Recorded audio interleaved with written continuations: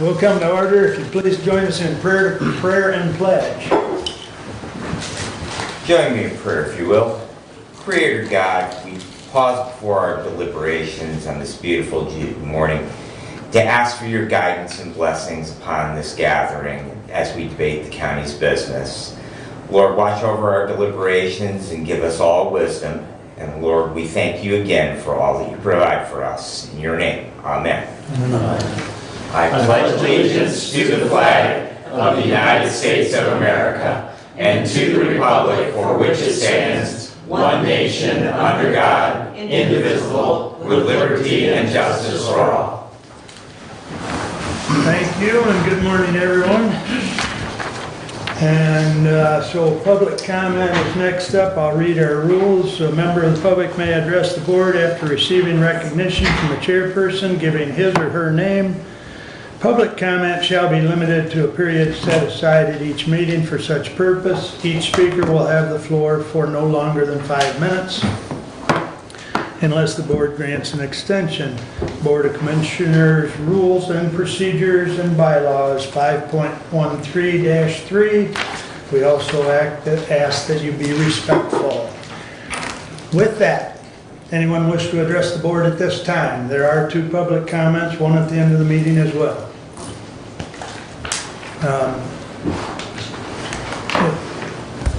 Go ahead. Penny said you could go first. Penny, you're next. Thank you. I'm Joyce McLean from Jonesville. Good morning, Joyce. I'd just like to suggest that you have an electrician come in and move that over there so that when somebody has a presentation on the screen that we could see it. All right? Okay. David or Scott is listening usually, so duly noted. Penny? Good morning. I'm here to speak today to transparency in our court system. I went to the district court yesterday to witness a hearing for somebody running for elected office here in Hillsdale. I heard rumors about this and was sent the court case posting and wanted to see firsthand if the rumor was a true fact. As you know, I'm the founder of PS Political News and Views. I like to gain knowledge firsthand rather than rumor, and my firsthand knowledge was denied yesterday. When I arrived at the courtroom, the door was locked, and when I inquired at the desk, I was told these particular hearings are done via Zoom. I was asked what court case I was interested in. I told them. They said, well, that's done via Zoom and not available to the public. The court case number is 22-501-LT. I thought citizens had a right to view court hearings, and since these hearings are not on YouTube anymore, you needed to go to the court in person, which I did and was denied access. There was no indication the hearing would be done via Zoom or any other electronic media on the schedule. I guess I could do an FIOA, but they cost money and can be very pricey. As I stated above, I thought court hearings were supposed to be something available and open to the public, with a few exceptions. So with what transpired yesterday, I'm at a loss as to the true transparency in our court system here in Hillsdale. I've always been about transparency in our government. As you know, I used to live stream your meetings. I would arrange a day off work so I was available in the live stream meetings. There was such an interest in the meetings, you now have a YouTube channel and live stream your own meetings, which I thank you because now I don't have to take a day off work. So in the interest of transparency, I would hope this situation would be corrected and all the court hearings would be open and available and transparent to the public, or back on YouTube so we can see these private hearings. Thank you. Thank you, Penny. Anyone else wish to address? Please. What was your name, please? My name is Jared Harmon. Jared. So I'm from the Mid-Michigan Land Conservancy, and I just want to stop by today to introduce myself. We are a private charity that operates in 7 counties in Michigan. We currently protect over 500 acres of natural areas and farmland in Hillsdale County, and I wanted to invite you and anyone in the room to a presentation we'll be holding next month at the Hillsdale Conservation Club.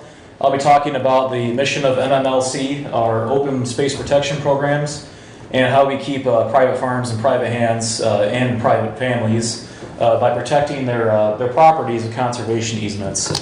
So I was wondering if I could just give you an invitation to that presentation next month.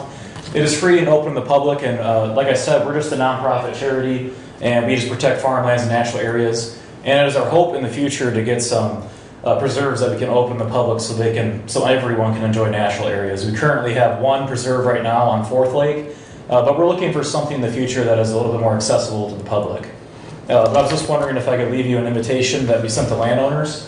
And if anyone else is interested in attending that presentation, I can give you my business cards or some information on our nonprofit. Yeah, you can leave those on the table and anybody can.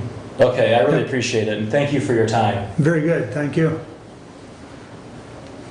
Anyone else wish to address the board at this time?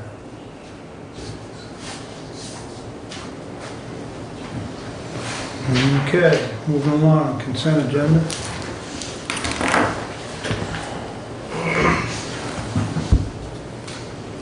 I'd entertain. Move to approve the consent agenda. Thank you. Do I have a second? Support. I would like to move 2287 down under, I believe that's Commissioner Langer's resolution. Or is it Commissioner Engels? Commissioner Engels' resolution. Can we move it down under facilities? 22087 moved down under director. Okay. Any other changes or corrections?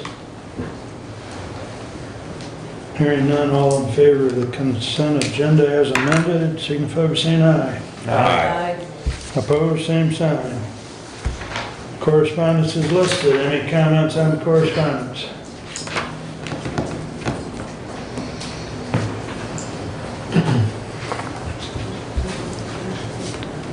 I would note I know there was comment at the last meeting, if we could get the expenditure report summary into the packet, and that is item 7, so Derek did get that around so we could actually put it in the packet. So that's good. Anything else? Entertain a motion to approve the regular agenda. Move to approve.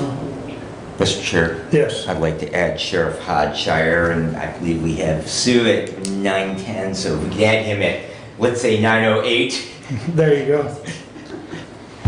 All right. Any other, well, we need a support, or did we get a support? I'll support it. Thank you. So any other additions or corrections to the to the regular agenda? Hearing none. All those in favor of the regular agenda as amended signify by saying aye. Aye. Opposed? All right. Sheriff, it is 9:08 on the button. You have the floor, sir. I'm gonna let Captain Stuyvesant explain this. It's his division, so. All righty, Sheriff, thank you. Good morning. I believe we passed out a copy of the canteen contract, and that's what we're talking about this morning. So a little history with canteen. Several years ago, we were having problems with finding part-time help for the kitchen at the jail. We were running with one full-time employee and 2 part-time employees. And we're having problems finding part-timers that want to work holidays. So I went to the commissioners at the time and asked if we could pay them holiday pay. And Commissioner Caswell requested that I do a request for proposal and sent out a bid to see about privatizing the jail kitchen. At that time, the cost came back prohibitive to switching, but we did in fact pay part-timers holiday pay when they worked the holidays. So fast forward, we started going through quite a few part-timers, just couldn't find help. Last November, one of our part-timers left, and we put ads out. We had very limited response. I thought maybe it was because of the holidays. People didn't want to take a job right before the holidays, so we put an ad out again after the holidays. Had limited response. I had a lady that called for an interview, but then no-showed 3 times. And then I had a lady that did show up, so I set her to go to work health for a drug screen. She never showed up there.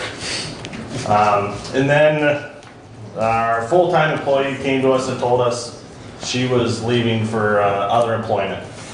So at that time, I think she gave us 3 weeks notice, so plenty of notice, but we were having problems finding staff. With that and inflation, our grocery bill had went up several $1,000s a week for food. So at that time, we contacted Canteen Services again to have them give us a new quote on how much it would cost. And I believe you have that with you now, but so the canteen service, we are responsible for maintaining the kitchen, taking care of the stove and the trays and whatnot. They provide the staffing and they provide all the food, and they are billed at a per meal rate. And they have different rates you'll see in the contract, and that's due to COVID. They used to have one rate per inmate meal, but when they're servicing jails of 400 and all of a sudden the count goes down to 200, you know, their employee costs stay the same and they're not making as much money. So there's breakdowns for how many inmates we have in jail, how many we're feeding is the price. And the original price was $2.66 a meal if we're over 55 inmates, which we always are. We don't drop below that very often. The sheriff negotiated that price lower to $2.60. So we took the average of 70 inmates 3 times a day throughout the year, and we'd end up saving $15,000 to what our budget is now for food costs and employee costs. And again, they handle all the employee recruiting. They have a recruiter. They handle several jails in Michigan. And to back up, when we put the bids out, this was the only company that responded to our bid. To my knowledge, there's only about 2 in the state that do it. Aeromark, which were in the prisons for a while, and they handle large facilities. They're not interested in jails our size. And then Canteen Services is the other company, and they do quite a few jails in the state. So, Doug, go ahead. questions? Yes, Yes, sir. so I have a question now. Well, we saved $15,000, what are we spending? Pardon me? We're saving $15,000. Well, that's estimated savings. At 70 inmates a year, at 70, if we maintain 70 at $2.80, or I'm sorry, $2.60, so it costs me roughly $7.80 a day to feed, the inmate, per inmate, 3 meals a day. So it's $7.80 a day per inmate. The total is $199,290 for the year. Assuming 365 days, Right. 70 inmates, 3 meals a day. And if That we was make- what my math told me. Right, if we maintain 70. Yeah. We plan on, we have to maintain at least 55 or above to get to $2.60. So if we can stay at 55, do the math at 55 inmates, of course you can save a lot more money. Right. So our main goal is to at least maintain 55 to keep that $2.60. Yeah. So it could be, go ahead. I thought I was told that your population is around 70 almost all the It time. is, it is. Okay. So if we maintain 70, that or go below it, of course, if we go below Right, the 70, we're gonna save money. but So- the expectation is it's 70. Right. And it should be 199,000. Right. And is that what the 2022 budget was for the food kitchen? So we were 199? budgeted at 214,000 total. 214, and you expected to go over that because Oh, of the food prices? Yeah, our food prices were. So Derek said if we would've stayed on this path, we were looking at 30 to 40,000 over our budget Right, so this year, you're saving from going over, from going over, and you're gonna come in at probably budget, hopefully, or a little less. a little less, and then next year, we'll budget this, but your budget will be less than what this year's budget was. Right, so the budget, let's back, so the budget was 150 for food, 41,000 for salary, 23,000 for part-time, which total up to be $214,000. All in at 70 inmates, it's 199,000, so. Yep.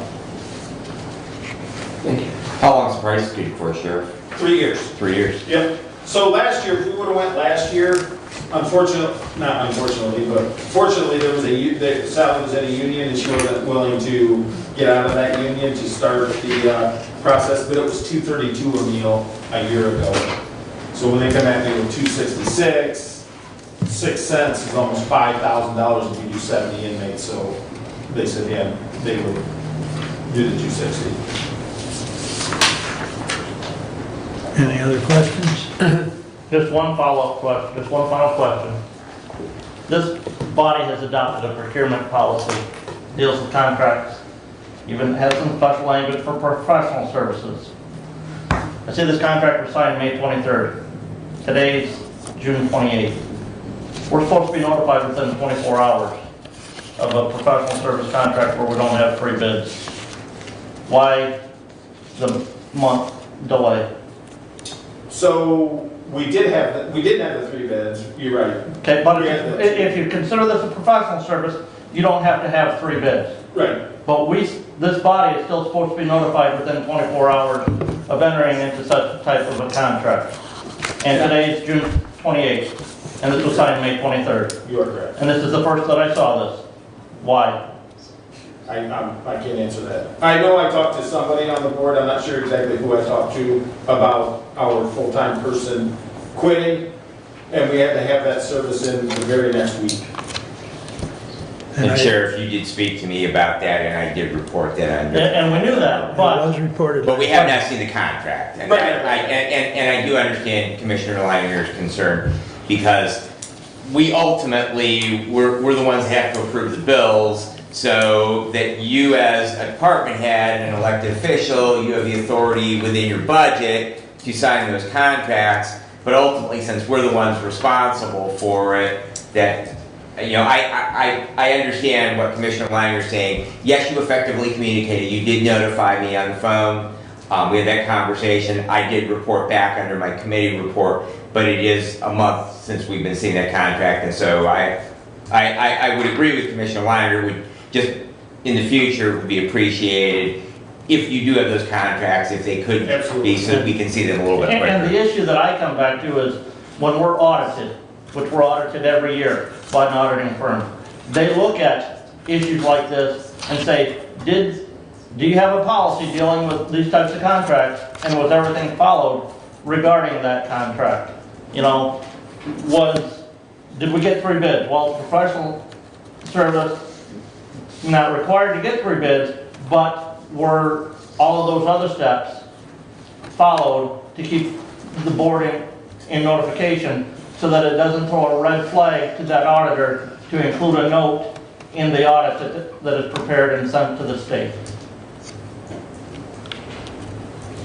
So, you want to make sure that we get that clean audit, so. Duly noted.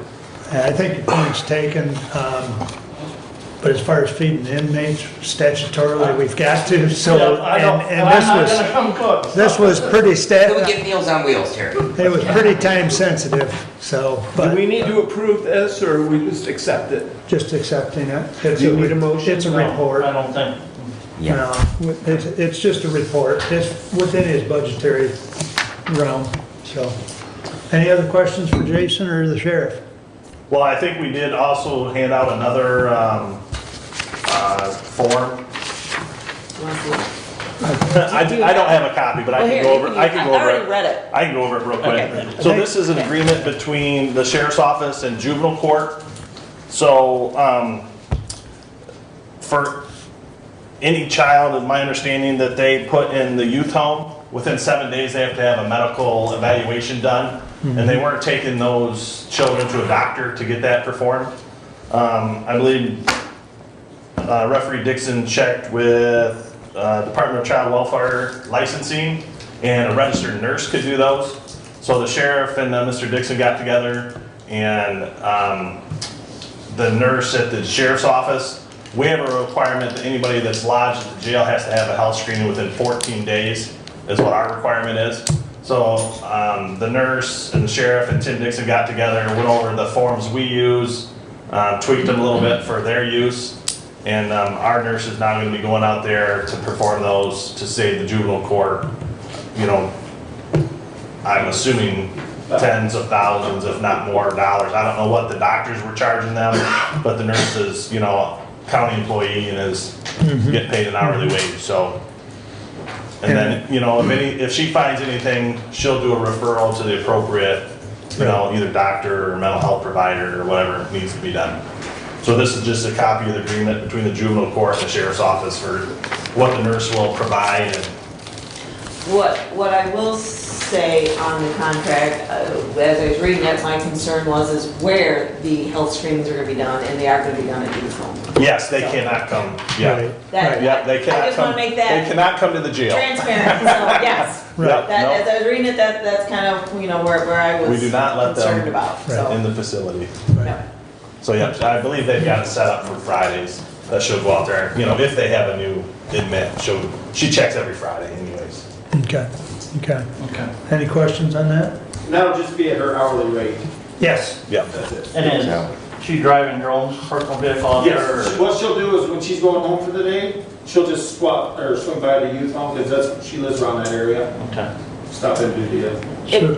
And I do have to ask the question, I'm assuming because the agreement's done, the adequacy of her time to do both jobs has been evaluated, she has more than enough time to do yeah, they it. don't get very many kids. It isn't like the jail where they get one every day. So she's got up to 7 days, and Yeah, I think she did one last week, and that's the only one she's had so far. There may be other options if she becomes too busy. We do have a part-time person that has shown some interest in doing those. Okay. She actually doesn't like doing the The other. the adults. Okay. She doesn't like the jail side of it, but she said she would enjoy doing the juvenile stuff. Well, good. Well, thanks So- for working together for the county. We appreciate that. Okay, thank you. Very good, thank you, Thank you, Jason. Sheriff. You're welcome. Thank you, Captain. Thank you, Sheriff. All right.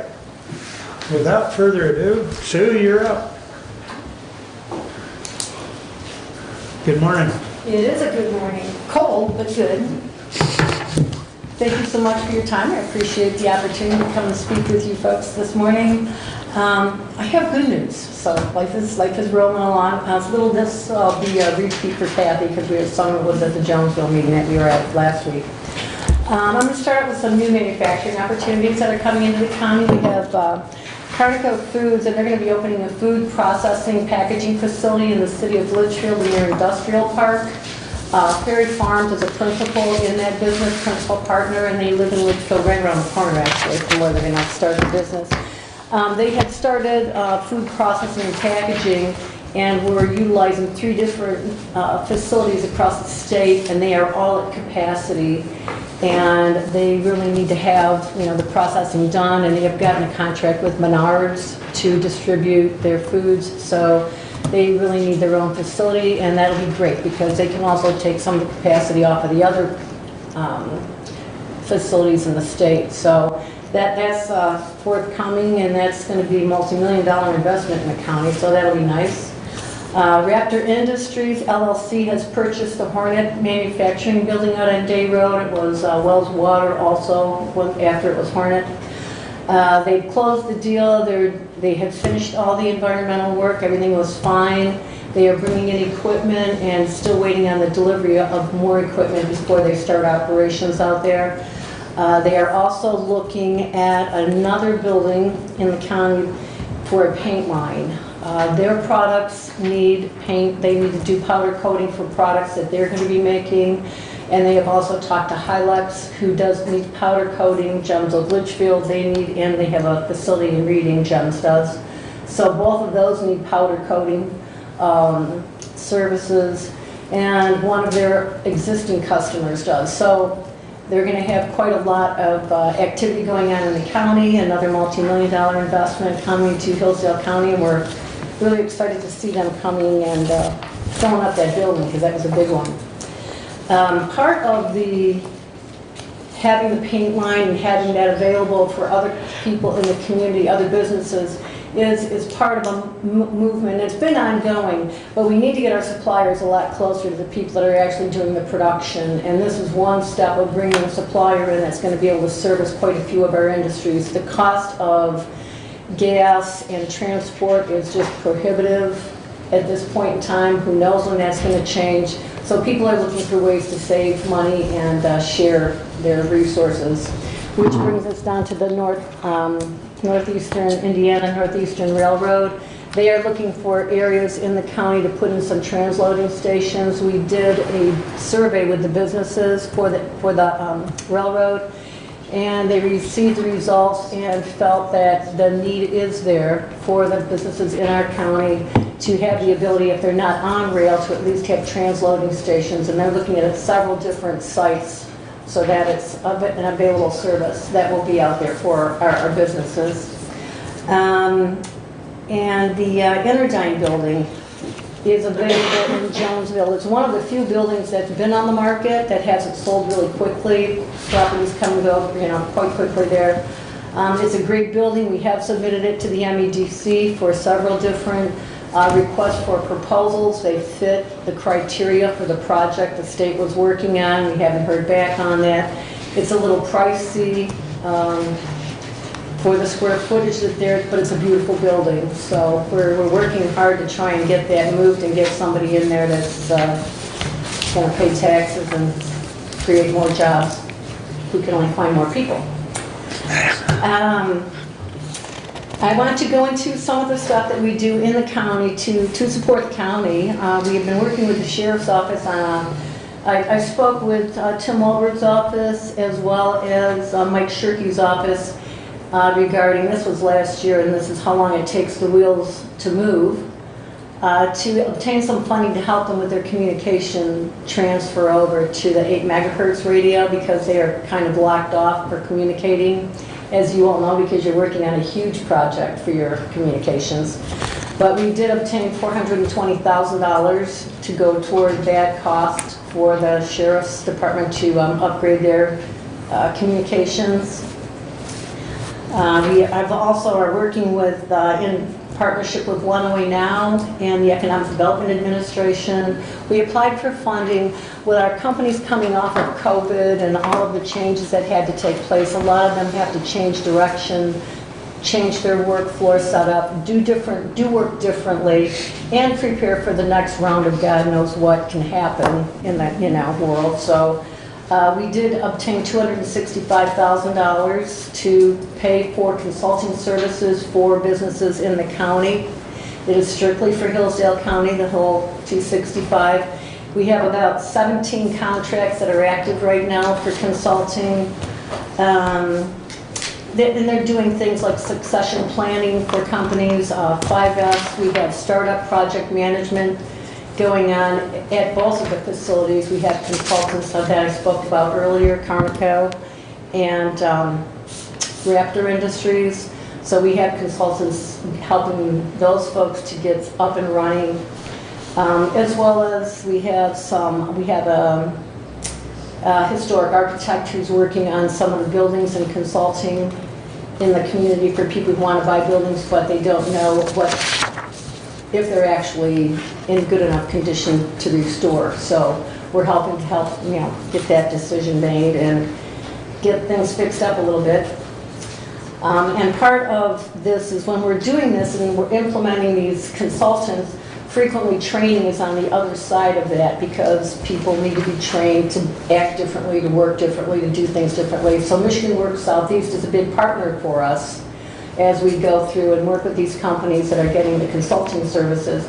They are also working with them to help them if they need training down the road to proceed and be a little bit more successful. The businesses we're working with are in Pittsford, Camden, Hillsdale, Reading, Litchfield, and Jonesville right now. So we've got the dollars spread out around the county pretty well, and we'll see how that goes. So far, so good. Just some marketing investments that the EDP is making. We're trying to get more people to come to Hillsdale County because we need people to come here and work. And housing, I know, is an issue, but it's the chicken or the egg. Do we need the people and we need the housing? We're just trying to work and tell everybody it's a great community to live in. This is a wonderful place to live. It's a safe place to live. The people we have good people in this community. It's a great place to be. I mean, it's not Ann Arbor, thank God, but It's close to Ann Arbor, so if you like that, you can go and then you can come back and be in a regular community. So it's a great location, and I think, promoting the community here is something that is important for our office to do. But with the dollars, between the consulting dollars, the marketing dollars, the grant dollars that we brought in, it's over $700,000 that the EDP has put into the economy here in Hillsdale County in the last 2 years, and moving into the next year. Also, our revolving loan fund, we currently are out of dollars. We've loaned out, we initially started with $200,000, those got loaned out.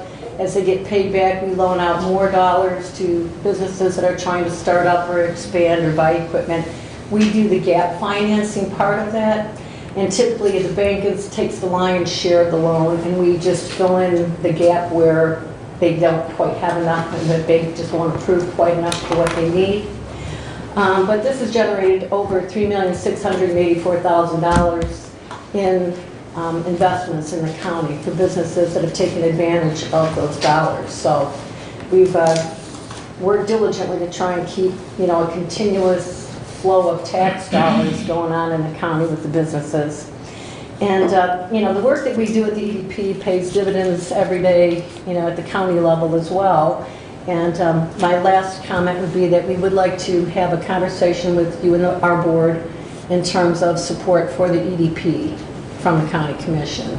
So probably that would be headed up with Doug, as he is on our board. So that's what I have. If anyone had any questions. I did have a question. Yes, I ma'am. know at the Jonesville LDFA meeting, you mentioned the training dollars with Michigan Works Yes, ma'am. Southeast, Yes. that it's also available to municipalities. It is now. Yes. And so I don't know how that would work for Hillsdale County. I don't know if the sheriff's office has used some of those dollars. Yes. And I don't know, I guess what I'm saying is when you're on your Zoom meeting with all the department heads, make them aware, and they contact Sally at Michigan Works Southeast. So if they have training needs or if they're spending money on training dollars, I guess I would suggest that they reach out and find out what the program is and if there's dollars available that could help train our county employees. Yeah, Michigan Works, I believe they are assisting with one of the, I think it's Hillsdale Police Department or Fire Department. I think they're funding someone to go through training. And they're also helping at the jail with people that are inmates that may want to work toward their GED. They're helping them out with classes and instruction there. So, yeah, Michigan Works is quite a good player for us. And then my other question would be regarding the $420,000 Yes. grant. Is that what it was from the federal government through Mark Wahlberg's office? Is that right? Tim Walden. Tim, I'm sorry. Yeah, Tim. that's okay. Tim and Mike Shirkey. Okay, yeah. 210 from them, 210 from, supposedly from feds, 210 from the state. And that is a done deal? Do we know the restrictions on that money? We that money it's for a program that typically people do really big things and whatnot. This is strictly an equipment purchase, and once those dollars were locked into the budget, they are their dollars. And I've been working with them to get through the application process, because even though the dollars have been awarded and they're in the budget, you still have to go through and do 2 different applications, one through Just Grants and one through grants.gov to That's the federal. finalize the paperwork. So my follow-up question to that is I had learned with the other money that the Sheriff's Department received for 800 megahertz radios in the tune of about $200,000, that bidding process for what they were going to purchase happened as part of the granting process. And so the bids were already done and decided on at that point. So I'm curious with this $420,000 if that's the same The 210 scenario. is part of the 420. Okay, so we already received Yes. 210, so we're going to receive another Correct. 210. And so is that bidding process going to be done prior It's to the the same grant? equipment, yeah, it's the same. It's all equipment at the sheriff's office. So I guess if we've already bought the radios, what's the next 210 going to be able to be That I spent haven't on? seen, I don't know what their budget numbers are for. I know they had other equipment that they needed Okay. to purchase. Okay, That I don't know. Okay, my apologies. All right. Thank you. So the additional dollars, with the 210 they received as a state earmark, that would put radio equipment in their patrol cars and give portable radios to their deputies. As Commissioner Weiner would point out, it did not cover the $200 per radio to place them on the state system. $250. However, the additional dollars, the sheriff's plan is to supply his Marine officers, his reserve officers, which do not have radios. And so they do not have the ability, they have VHF radios, but they don't have 800 megahertz. So it would supply those additional personnel outside of his regular sworn patrol officers. So I guess my question follows, there was all kinds of questions whether the purchasing policy was followed in the first $210,000 grant. And so I guess I'm trying to get ahead of that curve to find out if that policy will be followed appropriately with this $210,000. In previous conversation, and again, the conversation that was had this morning in regards to seeing things prior to contracts being signed, I would hope so. Right. But I will clarify that in the first round, the bidding was done. It was done as part of the grant, and that was done up front. And I would say myself as a county commissioner did not understand that process. And so I thought that the bidding process, or that the bidding process didn't follow the policy. I think it did follow the policy. I just don't know that the communication to the county commissioners maybe was done according to policy. And so that's all I'm trying to do is get ahead of this to find out what the sequence of events are, and that we can, help to make sure that we all adhere to the policy. So, thanks for the clarification. I was in Jonesville yesterday, Yes, sir. and I see a sign on the old Klein Tool Building, something. Yes. Is that anything to do with MEDC, or you can't say? No, it's not, actually, it not at UV? this point in time. The MEDC is not involved in that at this point in time. Maybe as that moves forward, we'll bring them in, because it is a downtown project, and downtowns do get some look from the MEDC. They have the CAT team, is their community action team. But they focus on downtowns, and once we get to a point where, they've got a plan in place, we'll bring them in for sure. Anybody, if they're going to put some money into the deal. Go ahead, Doug. In promotions, at one time we were doing, EVP was setting up videos, Yes. presentations. I just wondered if you could talk a little bit about that. The videos have been done. They have been done for Litchfield, Reading, Hillsdale, and Jonesville. Part of the promotional work that we've done for marketing the community, and I can actually send those. What's the best way to get them to you through your email? To send it to? If you send them to me, I can send them You around. got it. No. Yep, I'll So- get those out. Yes, sir. Large building that is the businesses being, owners are retiring, the Watson Trading Building, it's right on the entrance to our city. Can you speak to that? Is that building listed now as available, square footage? If there are people who might be interested, or a place where we can direct them, I know you have, the EDC has pretty good presence as far as large spaces, manufacturing spaces on your website. Can you speak to that at all? Well, that's a new listing, and I have not, I don't have anyone for that building right now, to be honest with you. It's a beautiful building, the pictures and everything are gorgeous. It is on, I'll make sure it's on the Zoom prospector for everyone to view if they would prefer to do that. But it's a relatively new listing, so there's really no activity on it that I'm aware of at this time. And I just had lunch with Kelly, who can. It is a beautiful building. Yeah, I mean, it's dated, but, it is a large volume of space. I know that I have a longtime friend who works for a manufacturing business in Lansing, and they were actually looking for some storage space, and had come down and looked at one of our empty buildings down here. They were resetting a line, and they needed to move stuff off of that line. Right. Anyways, they actually, then the building they looked at, they said, well, this would make a good like holding place, not only for us, but other companies that do a lot of importing because of supply chain issues. There's definitely a demand for space. And so, that building, because it's very open, that, it doesn't necessarily have, the weight-bearing capabilities. Right. That's, some of the conversation I've heard about it, then the weight-bearing capability, but from a standpoint of transitional, holding type space, it would be excellent for that. And of course, access is very good because it's right on the highway. Right. Right. And the offices, I know they're dated, but they're dated in a style that I really like. So, The offices are very gorgeous. expensive. Yeah. Very expensive. Whoever did those initially invested a Yeah. lot of money. Marble, just beautiful. Yeah. Beautiful. Yeah. The training information, Sir. if you could get me that point of contact and that Okay. information, if you want to send Sure. that to me, Sue, what Yeah. I'll do is I'll have Dave put it in our internal message of the day Okay. so that all the department heads are aware of it. Okay. That's the quickest way for us to get that information out, so. Sure. But if you can Okay. send that to me, I'll make sure Dave gets that in. I will get that to you, Mark. That'd be great. Any other comments or questions? I guess the only thing I would close with for the budget committee, I believe we're currently at $1,500 that we kick in the kitty for EDP. Is that correct? I would have, I don't know. Derek, do you know? That sounds right.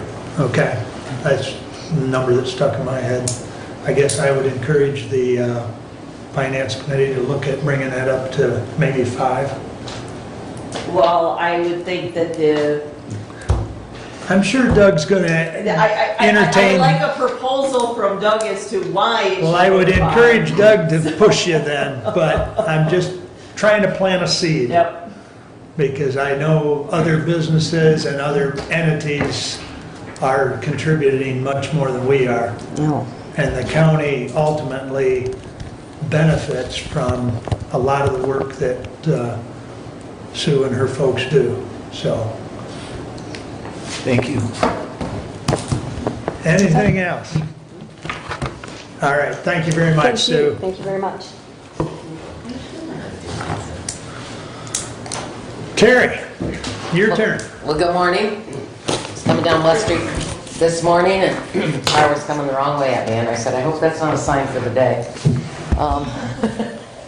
Car's beeping. It turned. So thank you for the opportunity to be here. Just wanted to recognize, in addition to Dan LaRue, who's our finance director, we do have Rob Glass, finance coordinator, and Maggie Monroe, our director of nursing and deputy director, so if there are specific service questions, that they may be better able to answer those questions than myself. Also wanted to give a shout out to Nick Wheeler. He's the quiet one, but he's answered a lot of questions as far as when we do our budgets and what are we anticipating next year. So Nick's guru of here's how the state equalized value works out and has done some really specific breakdowns. And also, I know, Mark, you and I, Commissioner Wiley, you and I have been in contact about the contract that we discussed at our May meeting, and hoping that possibly next week we can carve out some time. That would be Commissioner Leininger, yourself, Alice Britton Kiefer, who's our president, and J.C. Morris, who is our vice president, for looking at our contract to amend it consistent with what the millage, the ballot language will be come August, so that it is consistent and in line with that.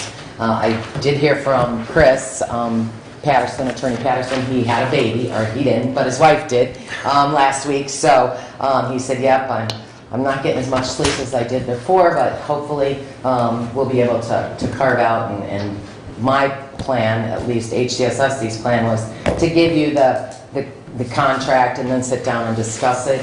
I know that's how we've done it in the past. Commissioner Caswell, when he was on board, and I don't know if I think you were part of the discussion contract, Commissioner Benzing, for that. A couple notes before I kind of turn over a lot of the audit stuff that I wanted to remind commissioners of. I don't need to tell any of you that the pandemic's put a curve in things in 2021. And then we also, and why in your packets I did include, and you have the audit before you, I had already given you this before, but I thought for ease, this is the breakdown, the long sheet in your audit packets on where we allocate our millage in line with our contract goes to. But I did give you the service data reports, not only for 2021, but so far through May of 2022. And then I also included, because I think it's important to note, our services breakout for 2019, pre-pandemic, because at that time, roughly our unduplicated count was in 2019, 2,578 unduplicated clients, or better put, 1 out of every 4 individuals in Hillsdale County 60 and older were impacted in some way, shape, or form through services through HCSSC. And that doesn't include all of those family members who maybe don't have to worry about mom or dad because we are delivering those meals 5 days a week, so we have those eyes on. In 2021, we did have, which is why the audit was delayed, some pretty important staff changes within our leadership team. And add to that, we had lightning strike us, so under our contract, capital expenditures or any improvements, we're supposed to have board approval. Fortunately for that, our emergency generator, transformer, our elevator, and there was something else that I can't remember that went out. It was all covered by insurance, save for a $1,000 deduction. So we are, Dan came on in October, Rob Glass came on in February, and getting things in line, it's as I probably don't need to tell you, a nonprofit, a little bit different of a beast. In addition to our millage, we have those wonderful state and federal grants and program income and all of those things. In fact, when Sheriff Hotshire was talking about the raw food cost, I happen to have the more complete year-end service data, and that is something that we do after. You don't have that before you, because we take our audit and because we're just got our audit done. This wonderful document is used for our year-end service data, and then once that's completed, the program directors and coordinators sit down and do our program evaluation, looking at specifically what are the costs. But I did look at the page, and our raw food costs alone for our Meals on Wheels and our congregate are $3.03. Our overall costs are closer to $6. So the $2.66 had me wondering, peanut butter and jelly sandwiches? And we are required to meet nutritional guidelines. It's always interesting to me that kids in schools don't have to eat as healthy as seniors, and one would think by the time you're 80, you should be able to eat that chocolate or add salt to your food if you want to, but we are required by our Older Americans Act funding that it has to meet those nutritional guidelines.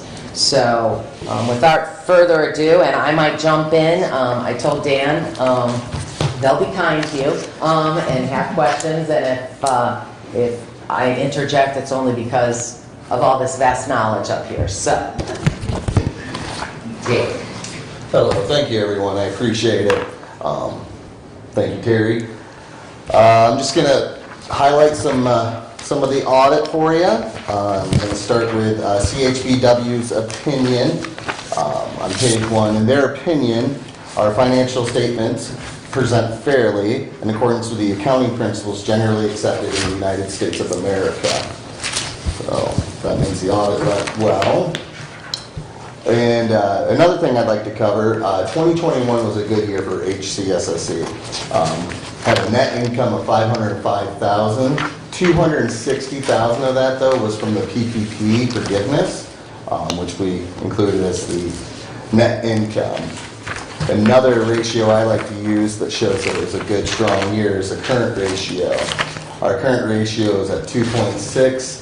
For nonprofits, 1 is good.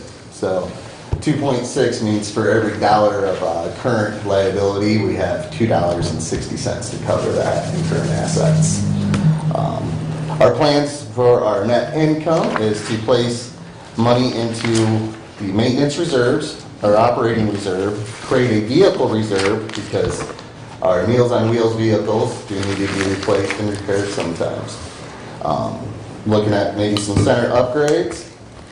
In 2018, the HCSSC eliminated health insurance. We're looking at re-implementing that and using some of the net income from that. Also looking at doing a land purchase to extend our services to affordable housing for the future. Is there any other questions for me?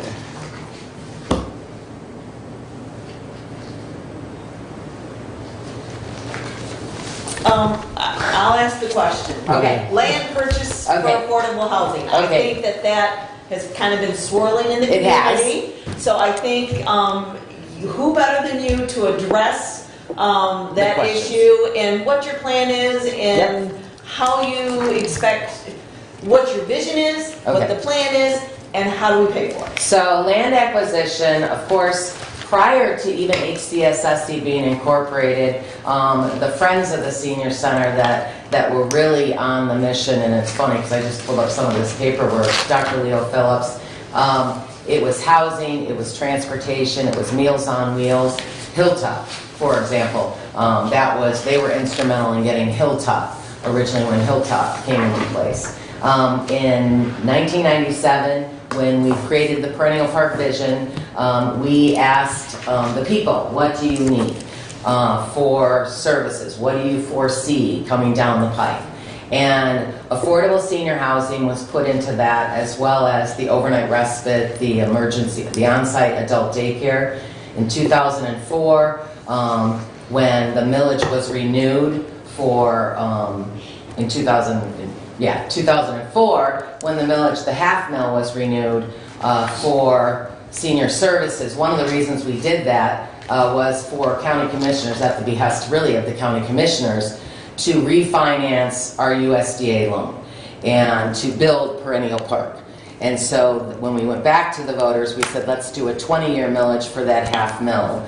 And that takes away the liability to the county.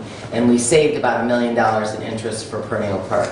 In 2007, we again revisited our Perennial Park vision and said, okay, we did a study on the affordable housing. We wrote a MISHDA grant.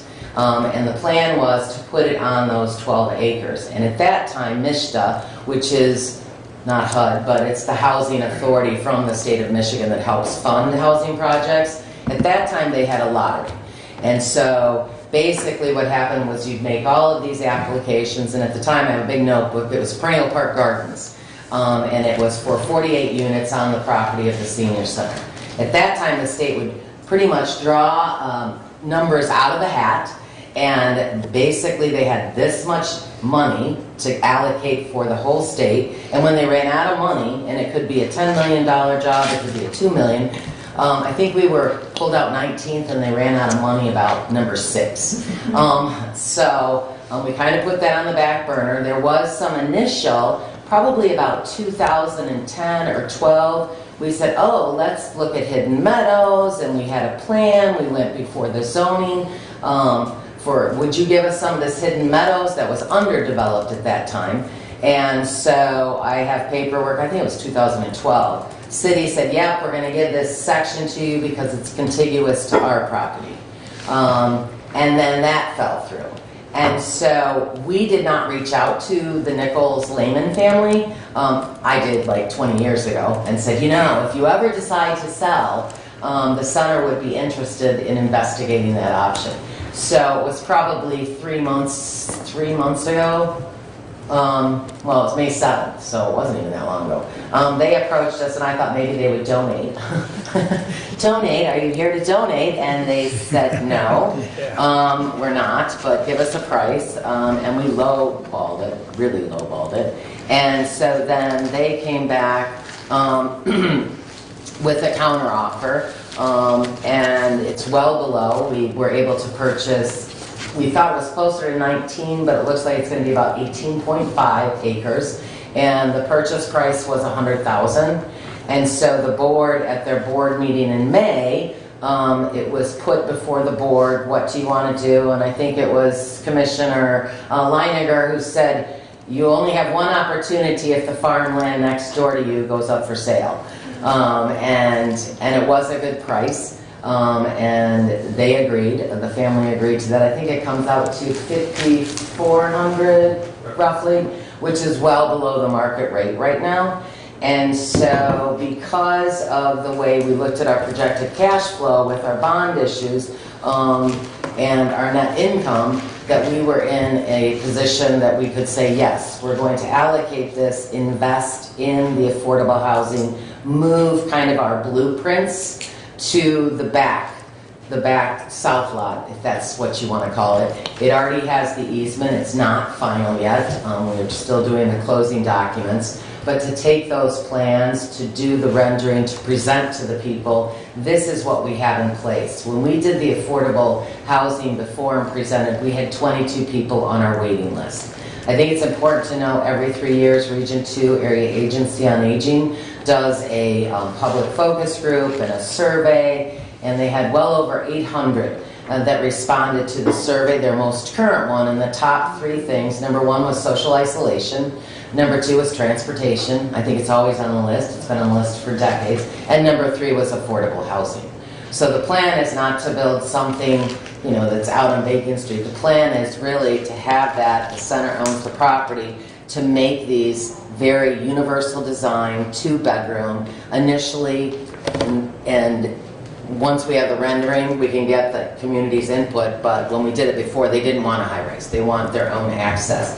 So 2-bedroom, universal design, probably square footage 850 to 1,100, not big. That will be affordable. What is affordable? I think it's very important to note that this is not subsidized housing. We would like to, if at all possible, stay away from MSHDA and government regulations because that adds to the overall building cost, as we found in our initial perennial park gardens plan. And so that the individuals that we could stay between, when we did it before, it was $650 to $850. I'm anticipating it will be $750 to $950. I don't know, don't quote me on that. But that pays for the snow removal and the lawn care and all the ongoing maintenance that those individuals would have. And what that does, and I believe, that once we make it public, we'll have people on our waiting list again for that. Because in Hillsdale County, it is a great area to live, and they don't want to have that house in the country where they can no longer drive, they can't, do the ongoing maintenance, that it makes it, okay, I'm going to sell my home and move into this affordable housing. And that gives me a nice little nest egg, and I don't have to worry about my roof going out or my, all of those things a homeowner has to worry about. So that is our plan. It's always been our plan, but really to get the community to have that once we are more confirmed with. Here's a rendering, working with a gentleman out of St. Ignace. I think that's where he lives. Who's cheaper, who came from a person who knew a person who. Alan Martin did our development the first time around in 2007, and so I've met with Al to go, okay, here's reconfigured, and so he's the one that gave me this gentleman's name, and everybody likes to see a vision. The dream precedes the vision, precedes the reality. And so being able to offer that, because I don't think anyone sitting around this table would deny housing is a big issue in Hillsdale County.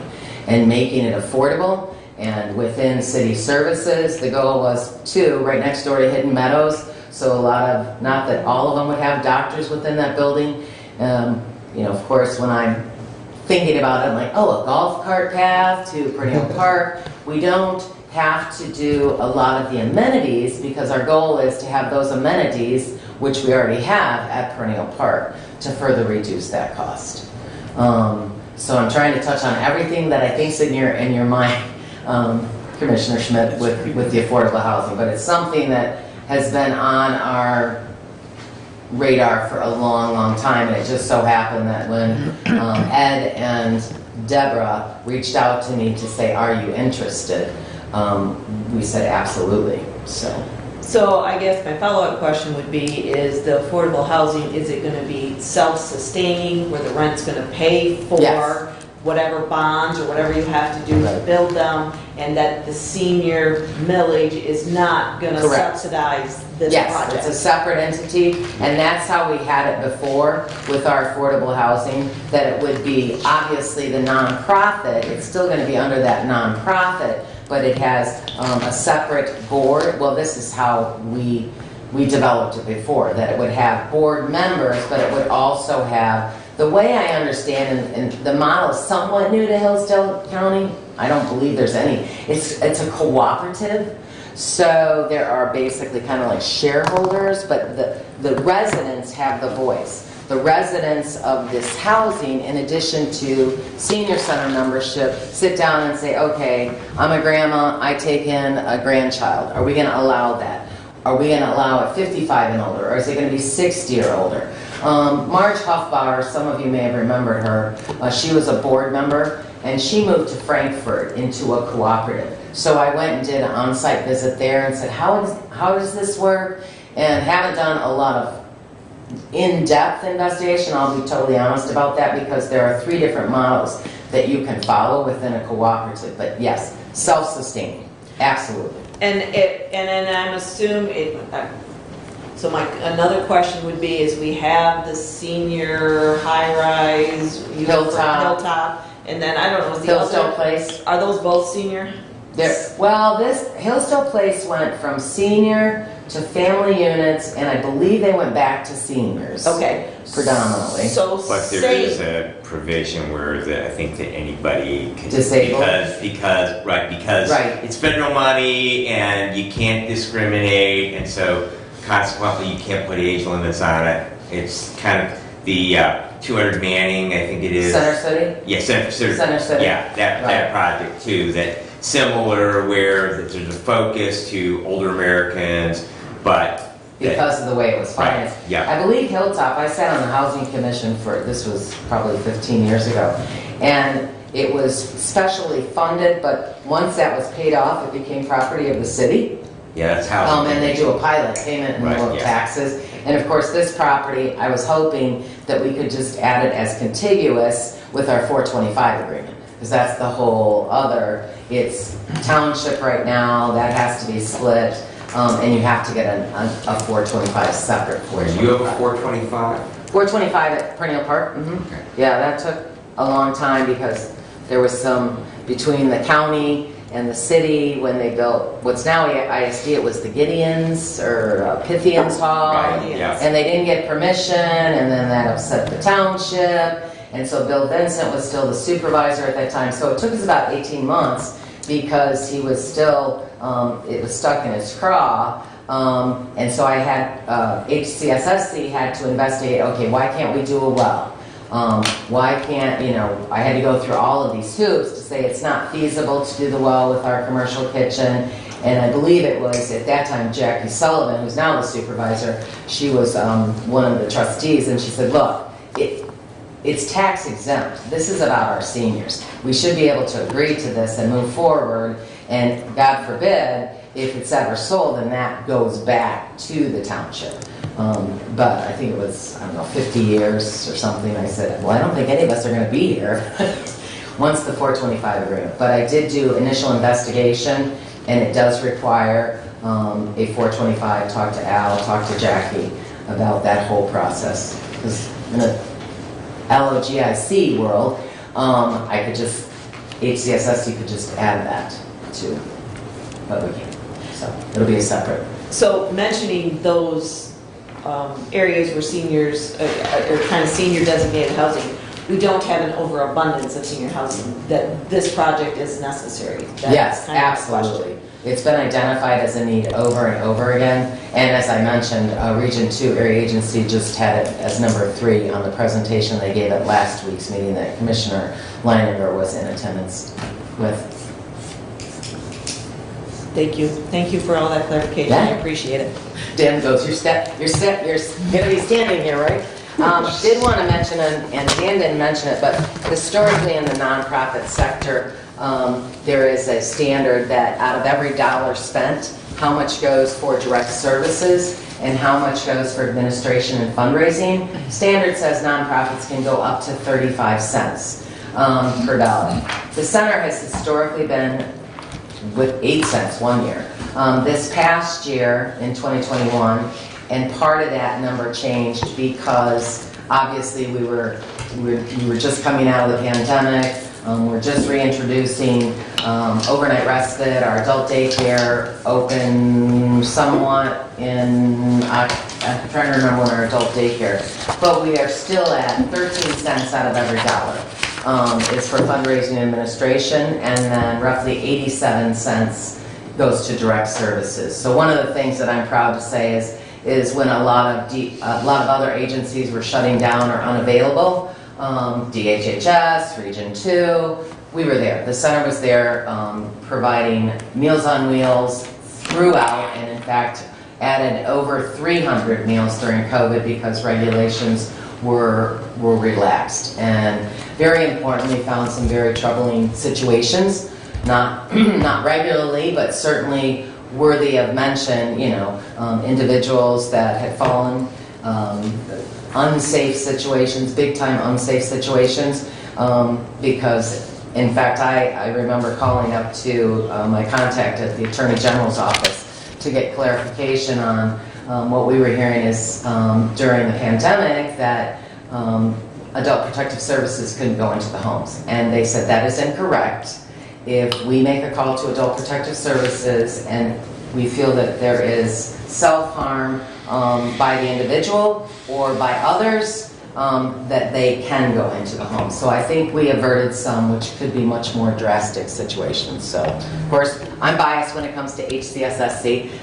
We have a passion for what we do and the fact that we've been able to have and keep staff. We did have to short-term introduce a waiting list, and then that was back in February, I want to say. No longer have a waiting list, but I believe with no insurance, medical insurance, that says a lot about the workers, the employees that we have that are willing to come work for us in spite of that challenge, because they're so passionate about the seniors in our county. So, and if you have questions, certainly once you go through the audit, if there's any questions, Dan, Rob, myself are available to answer them.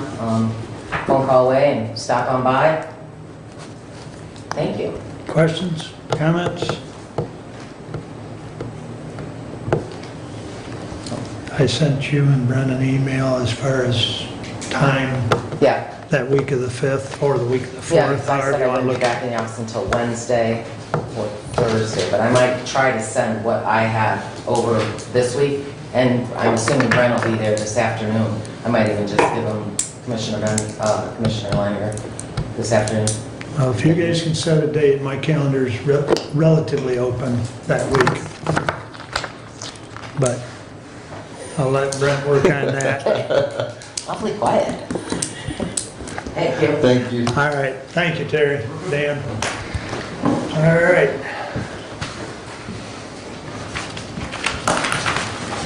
Oh, we won't wait on the coffee train there, but we'll jump right into Kathy's committee report. She's got 3 action items, so please proceed. Okay. Resolution 22088 to the Honorable Board of Commissioners. Whereas Hillsdale County has previously paid retiree premiums for those eligible to participate in Hillsdale County's share of another post-employment benefit, OPEB, plan directly from the general operating budget without the establishment of an OPEB trust, and whereas the state of Michigan has established under Public Act 202 that a minimum contribution must be deposited into the OPEB trust for eligible employees hired after June 30th of 2018, and whereas the minimum funding rules under PA 202 require that retiree health care benefits continue to be paid from general funds until the planned funds are sufficient to pay benefits, and whereas under Resolution 22065, Hillsdale County established an OPEB trust with Municipal Employees Retirement System, MERS of Michigan, effective May 1st, 2022, and Whereas Hillsdale County recognized at the time of establishing the 2022 budget the need to establish an OPEB trust and contribute the normal cost of eligible employees hired after June 30th of 2018 to the trust, as well as continue to fund any retiree premiums out of the general operating funds, and set aside funds within the 2022 budget to do so. Therefore, be it resolved, Hillsdale County will contribute the normal cost for those covered by the plan and hired after June 30th of 2018 in the amount of $9,603 for the fiscal year 2022, as calculated by the actuary firm Watkins Ross, to the newly established OPEB trust held with MERS. Additionally, Hillsdale County will contribute the normal cost to the trust on an annual basis. Furthermore, Hillsdale County will continue to pay retiree health premiums as budgeted out of the general fund for 2022. Respectfully submitted, Kathleen Schmidt, Chair of the Budget Committee. Support. Derek, you might as well come to the podium because I'm sure there's going to be a question. Or I suspect there will be. Brent? I'm not in favor of it. I told you this back when we passed the OPEB thing, and it's like, it's a solution driven out of a need that doesn't exist, because we're currently paying that obligation annually. We should have told the state, we're covering it, it's so small, we don't need this, and it's not just the annual cost we're gonna contribute, we gotta contribute, in addition to the annual cost, we have additional funds. And these next two, I'm a no. You want to address some of the correspondence you had with the state as far as why we're going this route? So one of the things we have to do with the state is submit a form called 5572, which basically sets a determination factor on your funding for the defined benefit plan and your OPEB plan. Our defined benefit plan, we do not trigger underfunded status. Our OPEB plan, we do, because Public Act 202, I think of 2017 or 18, I can't remember which one, requires to open a trust and contribute the minimum normal cost of those employees hired after 2018. I will say I do not know the ramifications off the top of my head of deciding not to follow that. It could mess with your revenue sharing potentially. I don't know specifically. Usually that's what they hang over your head when you are looking at stuff like that. We did budget in 2022 the normal cost that we would have been required to pay in 2020, which was like $6,500. Well, that has gone up a little bit. Now it's a little over $9,000. We also did budget the premiums that we'd have to pay in 2022. So 2022, you know, we're within $3,000 of being able to cover this, essentially. Going forward, once you have enough funds in the trust, which in 2021 was a little less than $13,000. So once you would have that much money in the trust, you could then switch to paying the benefits out of the trust and no longer have to pay them out of your operating funds. Until that point, you have to fund it separately.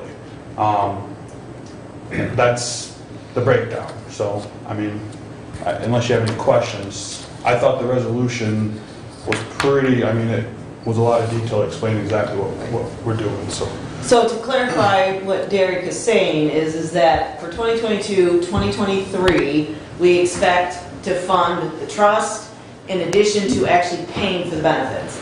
Come 2024, depending on what the actuary says, if we're funded enough, then we only have to essentially do one, because we could fund the trust and then pay the benefits out of the trust, is my understanding. Mm-hmm. So for 2 years, you're making double contributions, but after that, I think the pressures potentially could be off unless the state changes the rules again. And I would say not even double. I mean, true. But, you know, because the normal cost is only for employees hired after 2018.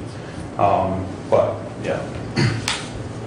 And so to stay in good graces with the state, I would suggest we go forward. I don't think this is enough to fight about.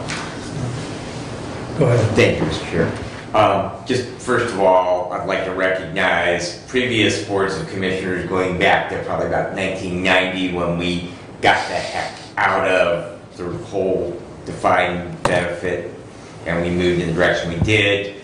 I see this as basically another step forward in that process. We collectively, Board of Commissioners, prior to the majority of us sitting on this board, this has been an ongoing discussion.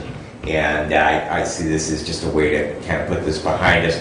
But as part of that, because I'm always now cognizant of the fact that we are on YouTube and the world, does look at what we do in this meeting, we have, and Commissioner Schmidt, you probably, or Derek are probably the best, we have 2 employees right now that are post-retirement.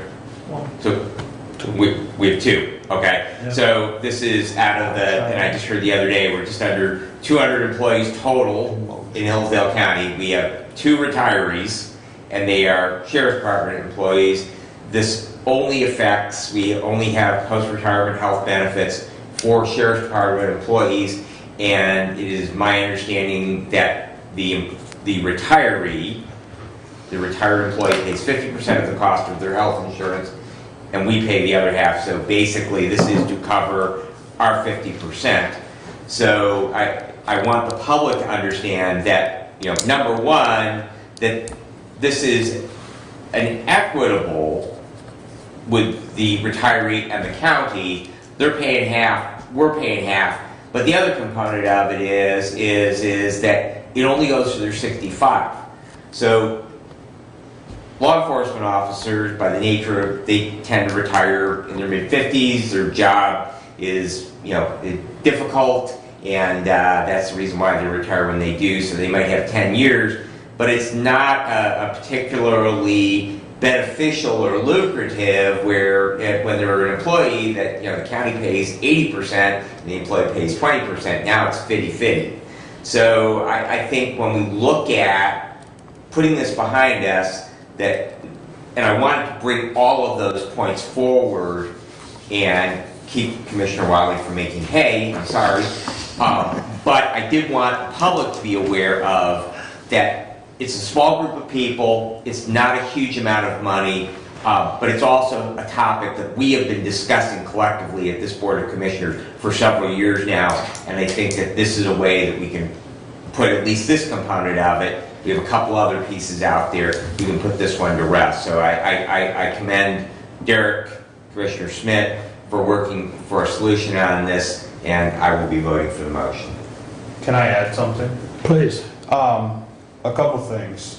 One, this is negotiated, OPEB, that benefit is negotiated within the sheriff union contracts. It is something, Commissioner Wiley, and you can speak on a little more too, brought to the table to take out of the contracts. But from my perspective, which I just sat in on a couple meetings, was their asking price to take it out was more than the cost of opening a trust and complying with the state requirements. So that's one of the reasons it's still in there.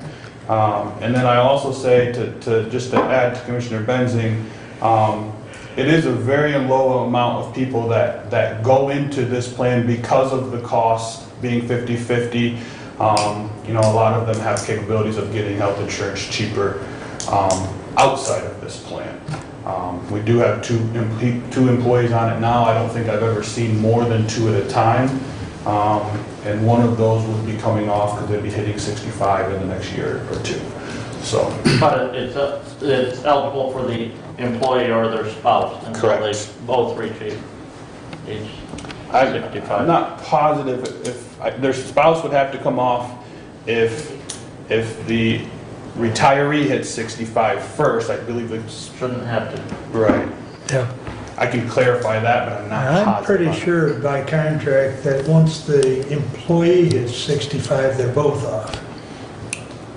I'm pretty sure. We could double check on that, but I don't think the spouse can stay on once the employee himself is off, or her. And then one other thing I'll add, because of the low enrollment rate, our actuaries were initially overestimating our liability because they were assuming a much larger percentage of retirees were going into it. at the time they were doing the actual report,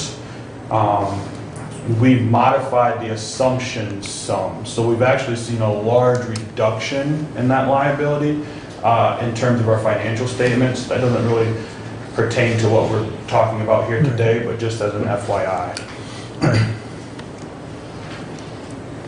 Any other questions or comments? I think Brad and Derek have hit on all the highlights, and I appreciate that. So I think we'll do a roll call, please. Commissioner Schmidt? Yes. Commissioner Wiley? Yes. Commissioner Benzine? Yes. Commissioner Leininger? No. Commissioner Ingalls? Yes.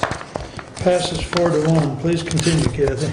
Resolution 22089, to the Honorable Board of Commissioners, we recommend approval of the attached corrective action plan for the underfunded status on the Hillsdale County Sheriff Other Post-Employment Benefit OPEB plan, and authorize the designated Chief Administrative Officer to sign and submit the correction action plan to the Michigan Municipal Stability Board. Respectfully submitted, Kathleen Schmidt, Chair of the Budget Committee. Support. And in the packet, the corrective action plan was also in there and stated what we were doing and why we were doing it. Did you want to address that?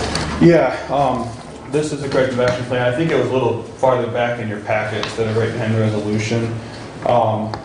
But essentially, one of the reasons for the prior resolution was to help fulfill the requirements of the corrective action plan. They want to see in writing that we are going to contribute the normal costs. And so essentially that's what that resolution was for. And then the corrective action plan just kind of reiterates that.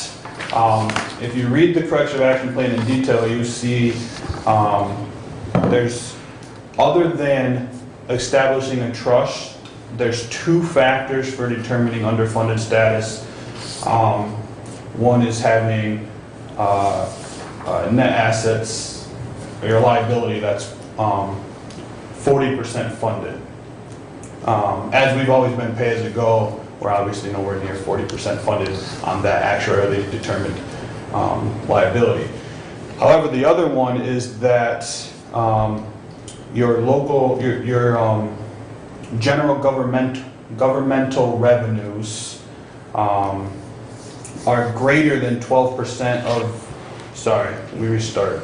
Your actually determined contribution is greater than 12% of local governmental fund revenues. If that's the case, then you would be considered underfunded. We are well below that 12%. We are in like the 1.2%. So as soon as we establish the trust, we would no longer be underfunded in terms of the government. So that's what this corrective action plan tells you. Questions or comments on the agreement? Or the action, whatever you want to call it.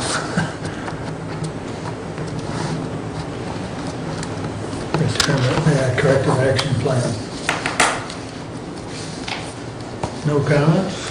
We'll do a roll call on this one as well. Commissioner Wiley? Yes. Commissioner Benzine? Yes. Commissioner Leininger? No. Commissioner Ingalls? Yes. Commissioner Schmidt? Yes. Passes 4-1. Thank you. Please continue, Kathy. While Derek was here, I thought we'd touch on the expenditure summary, expenditure report summary for May. As the target shows there, 41.67%. The target through the end of May, overall, we're at 35.27%, which is well under. And there are highlights of those that are over. Some of them have to do with utilities. And some of them are, such as the medical care facility, I think, and the senior center building. It's utilities, but they pay for utilities, so that's really a non-issue. The general insurance, it's at 46%, but it's only paid twice a year. So if anybody has any questions, Derek's here. One quick thing I would add, at the bottom I added a couple notes, mainly because it's in the packet, which goes out on the website, and it's, we know that we use this for just a tool to help us find basically problem areas. But I just added a couple notes that, we don't expect, smooth monthly expenditures. There's a lot of maintenance contracts that are paid early in the year. Utilities are higher in winter months and things like that. So just because an activity is above their target percentage does not necessarily mean that they're over budget. So I just wanted to add that information in there, so.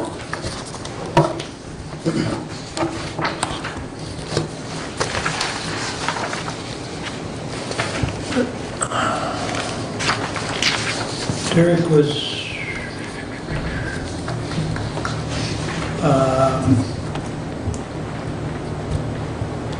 is there a specific line for the youth home, or does that fall under probate? So the youth home would fall under special revenue funds. Okay. And so that's not reported here on this report. Right. So this is strictly general fund. Right. Operating costs. But I guess as we talked earlier with the canteen meals and the cost of food, and as Terry indicated, Meals on Wheels, I guess I just wanted to note that the youth home is experiencing the same thing with an increase in food costs. So that's the only reason I bring it up is, and that's another one of those things that statutorily, once we have those children in the youth home, we do have to provide a meal. And there are nutrition standards, but we can't feed them PBJs all day. But that's another thing that's going to probably exceed budget. So, is there any other comments or questions for Derek on the expenditure report? All right, I think we're done with Derek. Thank you. Derek. On to Resolution 22090.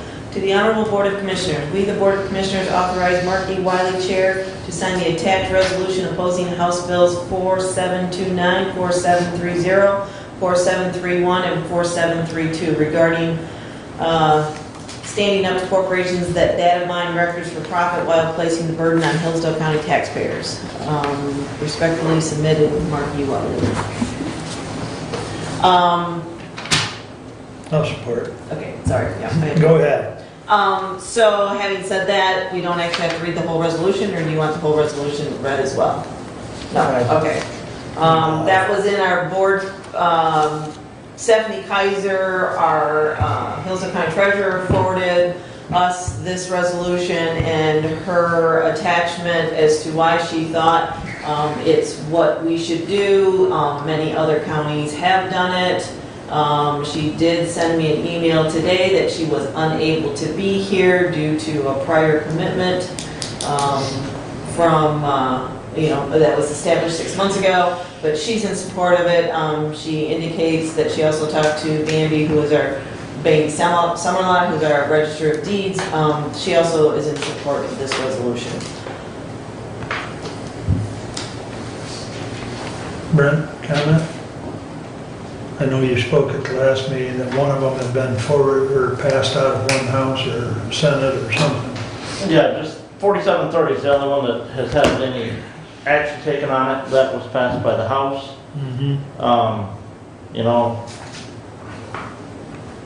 I question whether we're creating a mountain out of a molehill here, because that legislation was tie-barred to 3 other bills. I see there's a letter here in our packet from the Michigan Association of County Treasurers opposed to it. I mean, I'd be opposed to the bill is amending current legislation. I'd be opposed at the fact that it doesn't require a higher fee for some of the documents being requested, but it's not changing any of that. I haven't had a chance to sit down with Stephanie, discuss their concerns, but as I read it, I don't have a problem with 4730. But that's only one of the 4. That's one of the 4. Yeah. And the others have had committee meetings, but nothing else. Right. Well, I think much as our association, Michigan Association of County, they recommend from time to time opposition. And here we have another association, the Association of Treasurers, that are opposed to it. And I guess personally, I would be supportive of that association. I know quite often they do support issues that MAC cites as well, so for what it's worth. But any other comments, Brad, Doug? All in favor signify by saying aye. Aye. Opposed? Same sign. Aye. 4-1. Consistency today. All right, thank you. Please Okay. continue. So I think that's my action items, my report. The audit for the county is kind of in the final stages. Thinking that it's going to be wrapped up and finalized and ready to report on soon. The budget committee is working on sending out the budget requests for 2023, the emails that will go out. And we are requesting that we receive replies back by August 5th. And we've already gone over the expenditure report. So I think that pretty much is all I have. And just for your information, at the department head meeting last Friday, Derek mentioned that timing as far as the budget process and finishing up the audit. So, you know, collectively, I think the department head meetings, I think have been productive. It provides a source of communication. Perfect. So that was put out. Any questions for Kathy? Hearing none. Brent, you're up. All right, MSU Extension reposted the position for the Extension 4-H educator. I do believe I forwarded that reposting to every one of you. That posting is open until July 12th of this year. As Terry said last week at the Region 2 Area Agency on Aging meeting, we had a presentation on the 3-year action plan for Region 2 Area Agency on Aging. Marty had received a copy of that from the agency and forwarded a copy of that to everyone on Friday afternoon. So each of you should have a copy of that plan. That plan will be submitted to the state for approval for the Area Agency on Aging. I got an email yesterday from Toby Berry at Community Action Agency. Mr. Benson probably got the same email. Working on a committee to put together a 3-year plan study there for Community Action Agency, that once the questionnaire is put out, that will then be available on Community Action Agency's website for the public to provide their input as far as needs and services through Community Action Agency. The Health Department board meeting last week, the Health Department is going to be purchasing and installing recording equipment from the same company that Hillsdale County purchased the recording equipment in this room from for installation at the Health Department's conference room at the office in Coldwater. That will allow us to move our Health Department meetings from the county courthouse in Coldwater back to the Health Department once that is done.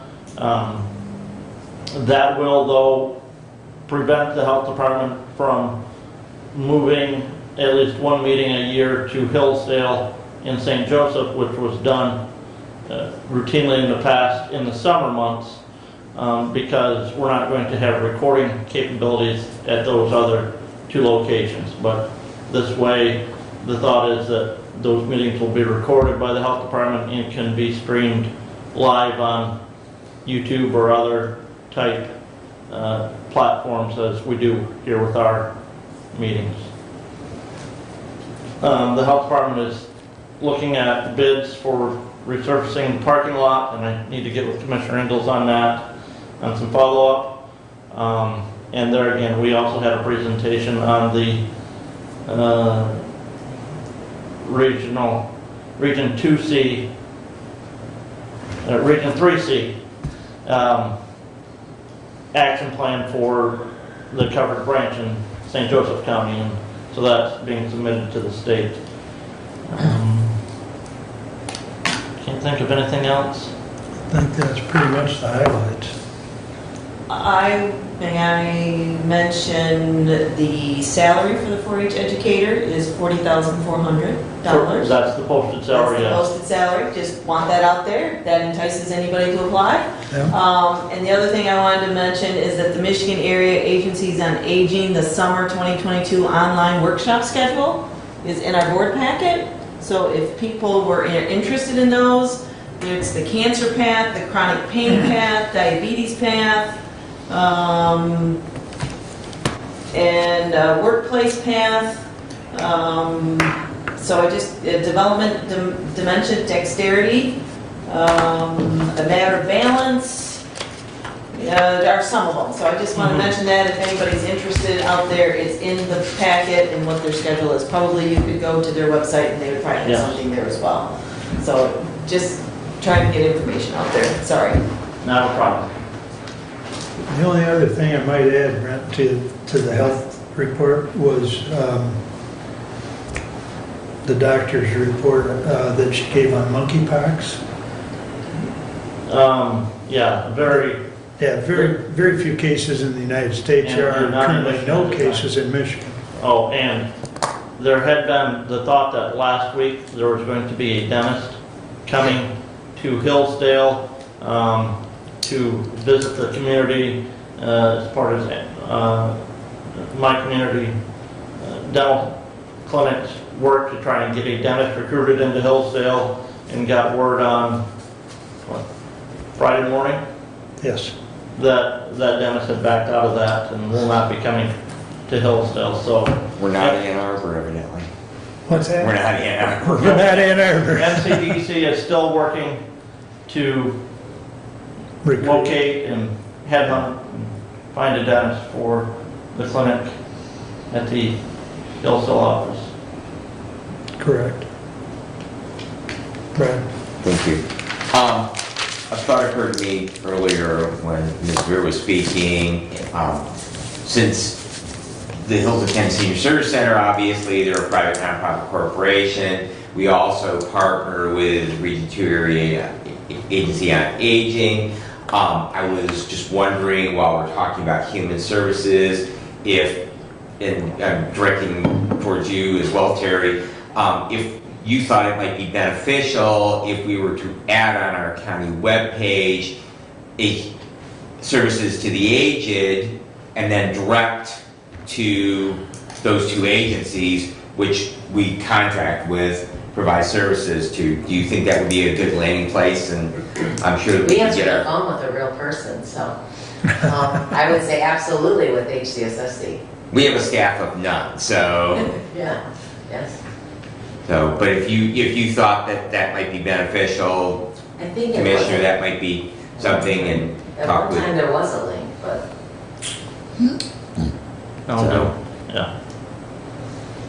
So the IT guy is taking notes. Yep. There you okay. go. And that's, I was gonna say, you might talk with facilities and information technology, that Yeah. that just might be a nice addition to have as more and more of our citizens look for information in that way, and those search bots find those places. That just might be one more place to direct.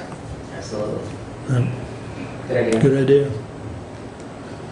Anything else for Brent? All right, let's see. Brad, I believe you're up next. All right. See, 10:38. We're doing good, aren't we, Mark?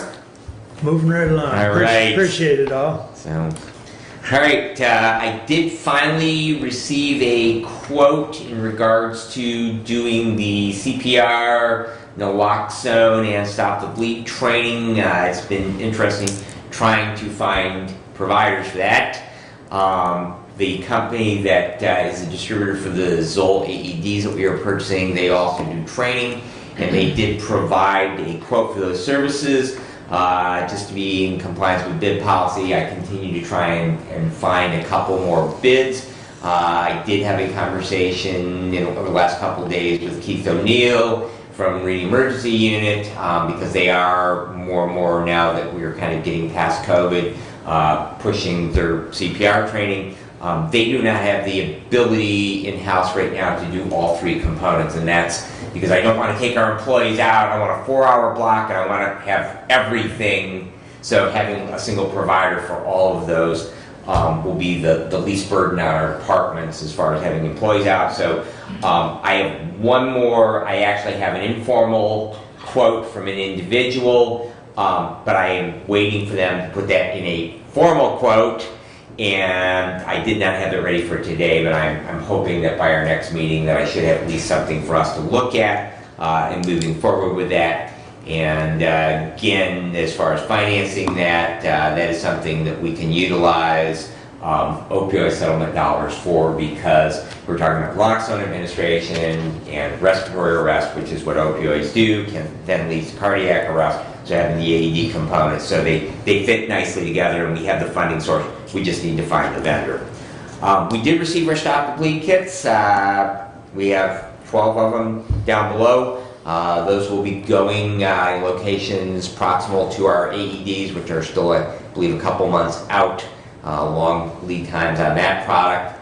But we are identifying locations so that we can get those up and have them signed. And that will be a nice addition to have for our readiness plan.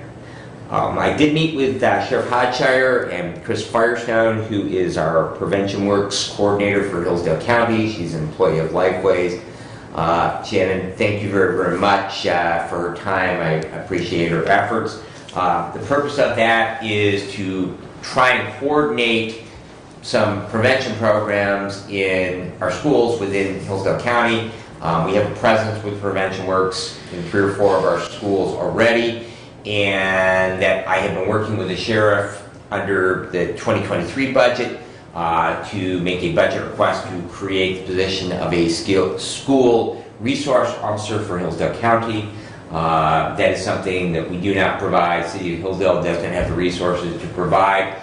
And looking at the income that we have from our marijuana tax, and I know that we'll be adding at least one additional dispensary. Jefferson Township approved their second dispensary license, and if we look at historically, this year I think it's contributing about $58,000 per those licenses. So adding another one would nicely help pay for, and we're taking in close to $300,000 right now in those licensing fees at the county level. I think that's a very, very appropriate use. So I wanted to, because one of the things when we talk about programming, whether it's services to the aged, whether it's talking about economic development, whether it's talking about community mental health or prevention program, I don't like to see duplications, and I don't like to see turf wars. I like everybody to play nicely in the sandbox. So again, Shannon, thank you very, very much. I appreciate that, because we do want to make sure that we are effectively getting those programs out, but we're coordinating our efforts. So look for the budget process to our budget committee, that probably there will be the appropriate job description, budget for it, but look for that new position. And then obviously we're going to have to recruit somebody, because that will have to be posted as a bidded, and it will be a sworn deputy, so it will be a good person with a gun in our public schools in Hillsdale County. So I'm going to have a resolution for the 1st of July regarding adding fingerprinting to our onboarding or new employee checklist.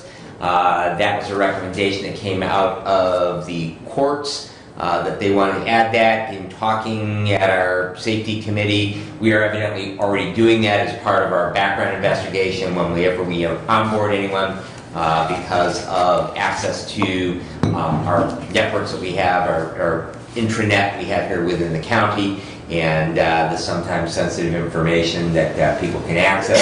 So I will be having a resolution on that.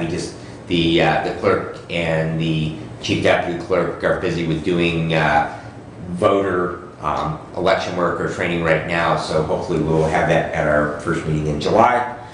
If there are any additions, I did mention in the department heads meeting, but if there's anything else that we need to add to that checklist, I'd like to do it all at once rather than have just a single item. So, but we will be moving forward with that. Also from department heads, we are going to be purchasing software to handle our FOIA requests. Those are ever increasing, and in many cases are just automated.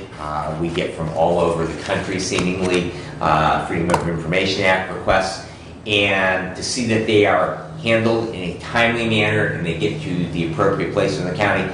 Basically what it will do is it will create 2 points of access. I would like to say a single point of access, but an individual can always walk into the county clerk's office and hand that FOIA request across the counter to one of the clerk's office employees. But this will also create on our web presence a single landing point. They can then click a link on that, and it will then send that off to the appropriate department where that information needs to be responded to. And it will also create a tracking process because we have a certain number of days to respond to that request. So that department head will then respond back to it so that there is a chain of tracking on that. So that's become a necessary thing, and we're hoping to have that sometime later this summer that we'll be making that purchase. And there will be training, once we get that, there will be training. Yeah. Because yes. Thank you. So there will be a learning curve to it. So the sheriff's department, I know they get those all the time. I was just up there the other day for a meeting with Kristen the sheriff, and they have a sign right up to the door. I know Central Dispatch gets FOIA requests all the time. So just nature of the beast. In that same moving to electronic things, district court did report that they are moving to electronic filing. What that simply means is that small claims, landlord-tenant, any of those other civil type actions that occur in that, the state wants them to move to electronic filings, much like circuit court has done, and so they will be rolling that out. Of course, Hillsdale County, we tend to have poor internet access. There's also a number of people that are still not 100% with using computers. So there is some concerns about access to the courts with that, but district court personnel will be working with and aiding the public as they can within the provisions of statute for those filings. So, and Terry, probably, I know you still have a computer lab out there. You still have access. So probably it would be the library. I know is a good access point. A lot of folks log on to the computers there. That also might be something to. We have a lot of requests for one-on-one, which we have a couple staff that help with one-on-one, turn on their smartphone. Very, very good. So that will be interesting as that progresses. I did attend the River Raise and Watershed Council Executive Committee meeting last week. Did do that virtually. The first filing deadline for the Brooklyn Dam removal, that's a $5 million grant for the removal of that, is due on July 1st. They're going to make that deadline. They actually, before their executive committee meeting, they physically met out there at the site in Brooklyn, and then went off to the Brooklyn Conservation Club where they held their meeting. A lot of information at those. They are doing a lot of things. There's a lot of summer projects going on in the watershed, a lot of recreational opportunities. They have some AmeriCorps workers that will be here. A lot of river cleaning going on over the course of the summer. Very, very active organization over there. The 911 board, or Emergency Services Telephone Board, was a very brief meeting. Director Whitaker was out of town. He actually had to attend a training as a dispatcher himself all week long up in Kalamazoo. And Assistant Director Tommy Smith was there, as well as Chairperson Broxmeyer. Meeting lasted about 20 minutes, not a lot of business right now. They continue to struggle with recruiting, as everyone does. Happy to report that the provider for the furniture that they just installed out there has agreed that they're going to do a recruiting video. It's kind of a mutual agreement. They wanted to use pictures of that. That probably turned out very, very nice. Fellow commissioners, if you have not had the opportunity to see that, do stop out The employees are very, very happy with that. It's added a lot to employee comfort. But it does look very, very nice, and so in return for utilizing photos of that installation out there, the company agreed that they would help us recruit dispatchers. So they're doing a video production that is not only the dispatch center, but also highlighting some areas around here about the quality of life here in Hillsdale County. So that will be nice, and when I know that that is up and posted, I will make sure that everyone is aware of where they can take a look at that. The next Ambulance Association meeting is on July the 12th, so that will be in the late afternoon, 5 p.m. at Reading Emergency Unit. Commissioner Leininger, I know that we need to start moving forward with negotiations on the ambulance contract. If your schedule would permit, if nothing else, it would be nice if you can perhaps attend long enough to introduce yourself to those that don't know you. I'm sure Dennis is well acquainted, and I don't know if you know Jim Stevens from Hudson EMS, Jason from Addison, but anyways, it would be nice. I don't know that that's the venue for to actually start opening up those contracts, but at least have that introduction, and we can then let them know that we need to get moving forward with that. In the line of EMS, right now the Michigan Ambulance Association has a big push with legislators to, number one, they're looking for a significant contribution from the state in regards to recruiting people for EMS. We continue to have a huge critical shortage. All across the state, we're 1,000 licensed personnel short. We had 2,100 licensees last year who did not renew their licenses. Education programs continue to be a challenge. I know that there has been some efforts down at Waldron Fire and EMS to have a EMT basic class for this fall, and I just spoke over the weekend with one of the lead instructor for that, and interest has been very low, so trying to get members involved. One interesting thing is as a component of that is for Michigan to create their own paramedic education program. There has been a lot of pushback as we have moved to accredited programs. That got rid of a lot of fire agency-based, EMS agency-based. We used to have Reading Emergency Unit, used to have a paramedic academy here. When accreditation was rolled out a number of years ago, because of the huge costs involved in that accreditation process, we lost a lot of training programs, and they have become incredibly expensive at all license levels. When I did my EMR a long time ago, I think it was $300. Today, we had a member of my fire department that did a program over in Coldwater. I think it was $1,400. That is the lowest license level. EMT basic right now is about $4,000, and paramedics can be as much as $25,000. And I always like to point out that EMTs start between 11 and 12 bucks an hour, so you got to spend 4,000 bucks to get a job that would be commensurate with what you can easily out-earn in any of the manufacturing facilities around the area. So that discussion is ongoing. If you do have any questions about that, I would be delighted to visit with you outside of our meeting. And that concludes my report, unless you have questions for me. A couple of points of clarification.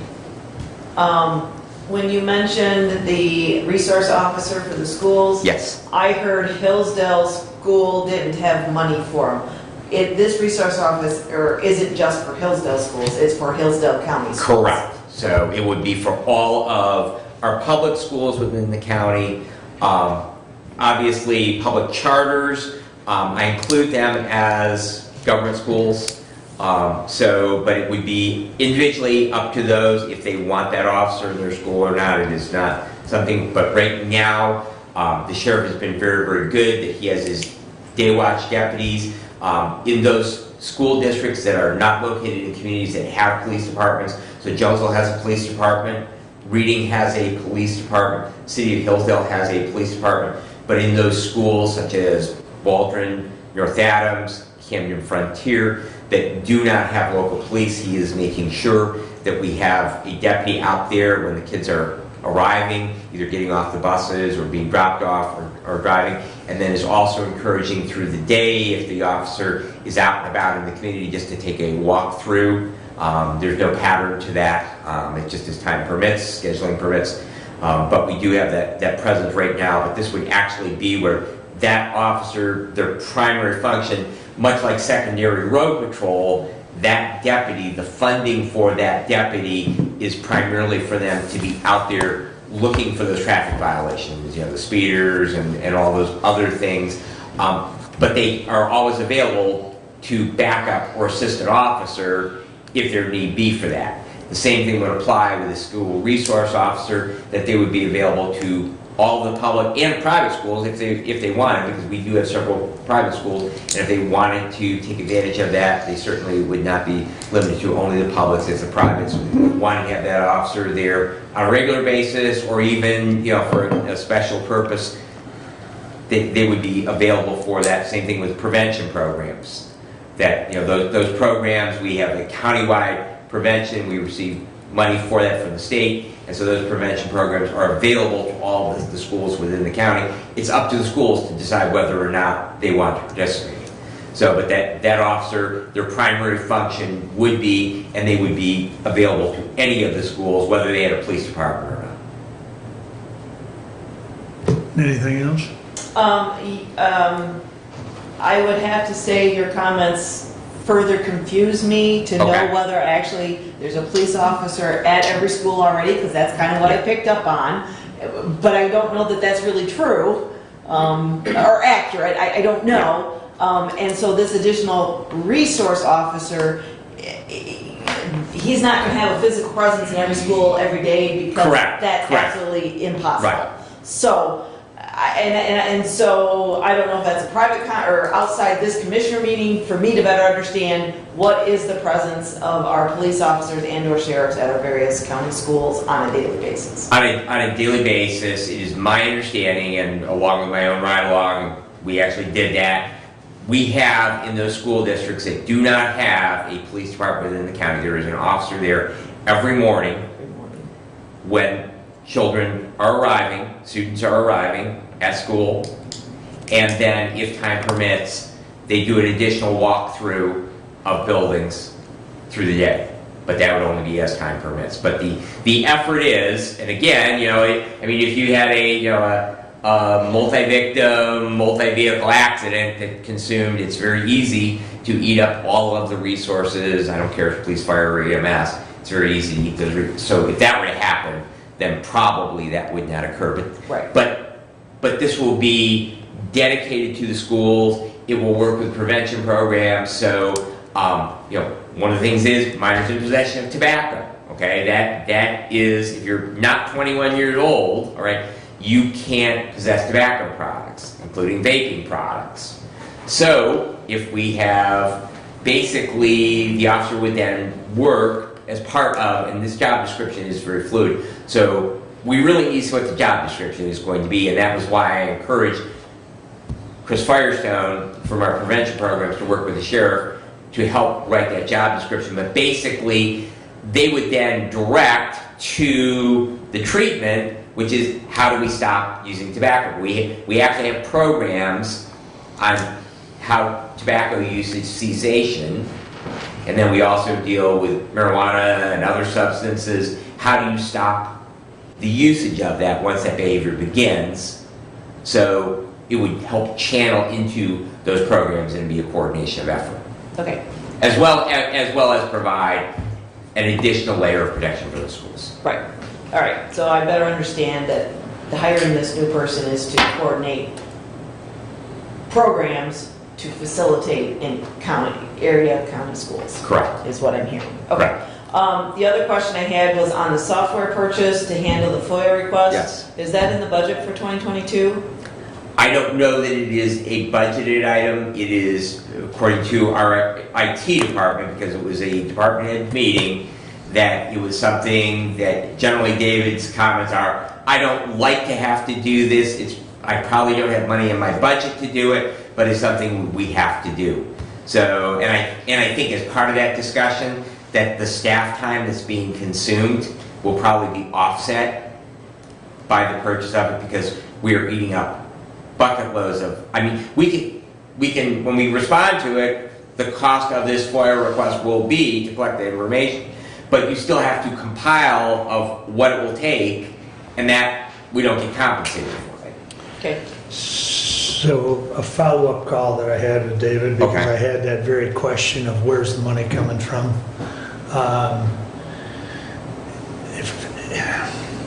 If I recall his answer correctly, he has a portion of the money. It was, what, roughly $5,000, I think, for the program. I think it was 5,000 and change. But he has a portion of that money, and then he was going to somehow, he told me he was going to roll the balance of what he needed for that into the 23 budget. Okay. So evidently, he's talked to the company or the provider, and he's able to do that. Okay. Thank you. So that was my follow-up call with him, but Thank you for that additional information. all right. Where are we at with emergency management? I know when Thomas took that appointment in January, he didn't want that to be long-term. We're now 6 months in. Where are we at in that situation? So in my conversations with him, he has embraced that pretty well. We have not had a conversation in regards to the continuation of that.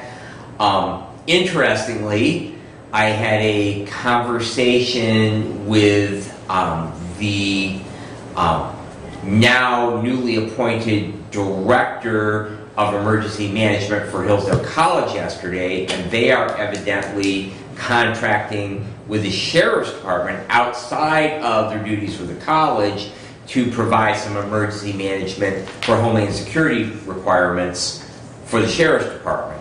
So it kind of, if Mr. Whitaker is not interested in continuing that position, which so far he has not expressed that it has been a problem for him to do both. And so if that were the case, that he were not, that might be a possibility that we could have a conversation to contracting with it, because again, that's Branch County, they contract for that service. We looked at the company that they were utilizing for that, and they did not have the capacity. There was also some conflicts because that Branch County is in a different Homeland Security region than Hillsdale County, so it would create some additional overhead for some additional meetings, and so that was not a viable solution, but that is a possibility as well. So, but at this time, he has been able to handle those duties with no significant deficits in regards to duties at Central Dispatch. That is your question, Commissioner. Anything else for Brad? Just one other thing, we have been talking on the 800 megahertz, the legislature, I don't know if any of you saw the article this morning that the state legislature hopes to vote on the 22-23 budget at least by Thursday of this week. The last conversation I had with Representative Fink, it's not promising that we're going to necessarily have a flat dollar earmark in there, but he was hoping that the $100 million grant program in the state police budget that is there for a communication system will be in the final budget. So, but even after they vote on it, who knows how long it'll take the governor to sign it. I'm sure there will be negotiation with the governor's office, so. Okay. All right. Doug, I believe that brings us up to you. Thank you. Resolution 22-087 on this June 28, 2022, to the Honorable Board of Commissioners. Whereas the U.S. Department of Labor has published a notice of proposed rulemaking on Wagner-Pizer Act staffing, which would require states with no exceptions to use state merit staff to provide Wagner-Pizer Act employment services. And whereas the proposal would reverse current federal policy that allows states maximum flexibility in staffing to provide ES services, and whereas current federal policy has allowed the state of Michigan to use local merit staff and employees to deliver ES services through the local network of Michigan Works agencies to over 86,000 job seekers in 2021. And whereas our primary concern is the negative impacts of this proposal to Michiganders and the primary customers of the workforce development system, both job seekers and employers. And whereas a key benefit to greater staffing flexibility is strong local strategic relationships with businesses, higher education, nonprofits, childcare, elementary and secondary education, adult education providers, and other partners, which allow for more efficient customer service to connect job seekers with in-demand jobs and training opportunities, and facilitates a pipeline for those students to local employers. And whereas the Michigan Works Southeast Consortium has been designated as a Michigan Works area through a Public Act 7 agreement approved by Hillsdale, Jackson, Lenawee, Livingston, and Washtenaw counties in the state of Michigan. And whereas Michigan Works Southeast Consortium has 2 elected officials from each of the 5 counties in the consortium, Hillsdale, Jackson, Lenawee, Livingston, and Washtenaw, and serves as the local elected official board of the workforce development activities. And whereas this required staffing model, staff and services reductions are inevitable as services currently provided by over 400 Michigan Works staff would be reduced to approximately 100 state of Michigan staff, resulting in significantly longer wait times for job seekers and delays in services for the 32,000 businesses served annually. And whereas this change would risk potential loss of several of the 99 full and satellite Michigan Works American job centers across the state, and would negatively impact our constituents by decreased assistance, filling job openings, reduction and elimination of job fairs, cutting of industry-led collaboratives, and decreased or no access to job training programs. And whereas limiting employment service staffing to state staff would eliminate the advantage of the streamlined current staffing model in Michigan, which leverages other program funding from WIO, Title 11, Adult Education, SNAP, TANF, TAA, and others to support the Wagner-Pizer state allocation, and therefore be it resolved that the Hillsdale County Board of Commissioners hereby urges the USDOL to abandon this proposed rule change, and urges Michigan Governor Gretchen Whitmer and the Michigan Congressional Delegation to support local control by the workforce development boards and oppose this rule, and notify the USDOL secretary that would have an adverse impact on the Michigan one-stop workforce development system. Be it further resolved that a copy of this resolution be sent to the U.S. Employment and Training Administration, U.S. Department of Labor, to Governor Whitmer, our U.S. legislators, and state legislators. The undersigned duly qualified Hillsdale County Board of Commissioners certifies that the foregoing is a true and correct copy of the resolution adopted by the board at its June 28, 22 meeting, respectfully submitted, and so moved. Doug Ingalls, District 1 Commissioner. I'll support. Thank you. A discussion we had at the consortium last week. This was presented and unanimously approved and signed by each of the representatives of the counties listed. And we, as representatives, were asked to bring this to our local boards for approval of this resolution and signature. I believe you moved it off of consent. Yes, thank Your you. concerns. So there's a lot to digest in this. I mean, there's a lot to digest, and before I sign on to anything advocating for any change in policy, I really was hoping that we'd get a better explanation from our two representatives in Michigan Works in regards to what the reasoning behind this is, because what I see is that we have something that's a local program with local access. So why are the feds wanting to move this to a state level, and what does that really mean to us as far as, so what exactly are we supporting or not supporting here? But the other thing is just, and it's really a procedural thing, is it what Commissioner Ingalls shared with us is that this resolution would have a place for each and every one of us to sign this. And I have a little bit of a problem from a standpoint of having things done the same. We just had a resolution that we passed earlier that Commissioner Schmidt presented that we were urging our legislators to not sign on to a package of bills that's moving to the legislature. And we passed that with our normal way that we do that we have the maker of the resolution, and then we have the chairperson of the Board of Commissioners. Those two people sign the resolution, not all four of us. So why, or all five of us, so why aren't all five of us signing the Zillow resolution? I mean, we have a vote on it, and so I would just like to have consistency in the way that we do these things.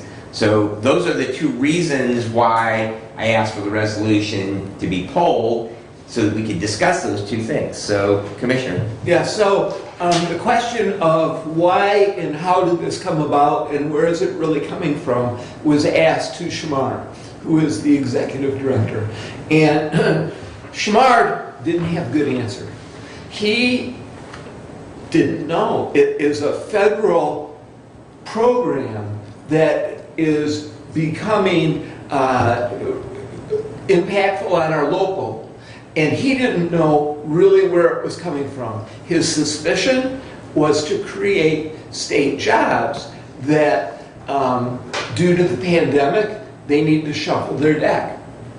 But as far as an official answer, Shamar did not have that great answer on why. The main concern does remain that the control and the local aspect of what we have for our residents. And that is the founding reason for supporting this program. My question as well was regarding the Wagner-Pizer. What is Wagner-Pizer? And the answer to that question is that it was two gentlemen from 1930s that had money to contribute for employment services, and the act evolved and developed from that point. That was the answer to that question that Shamar provided. As far as having 5 signatures or 1 signature, the board's pleasure. If you think that having that consistency is important, that's fine. Having the resolution supported is the important aspect. The thought was from the consortium to have 5 signatures when it's sent forward would draw better attention. Whether it's true or not, the signature aspect, the pleasure of the board. If I may, Commissioner, and we can have a long discussion as to whether this is a role of government, employee training, whether that's a role of government. I would rather see, if it's going to be the role of government, it be at a more local level than at a federal or a state level.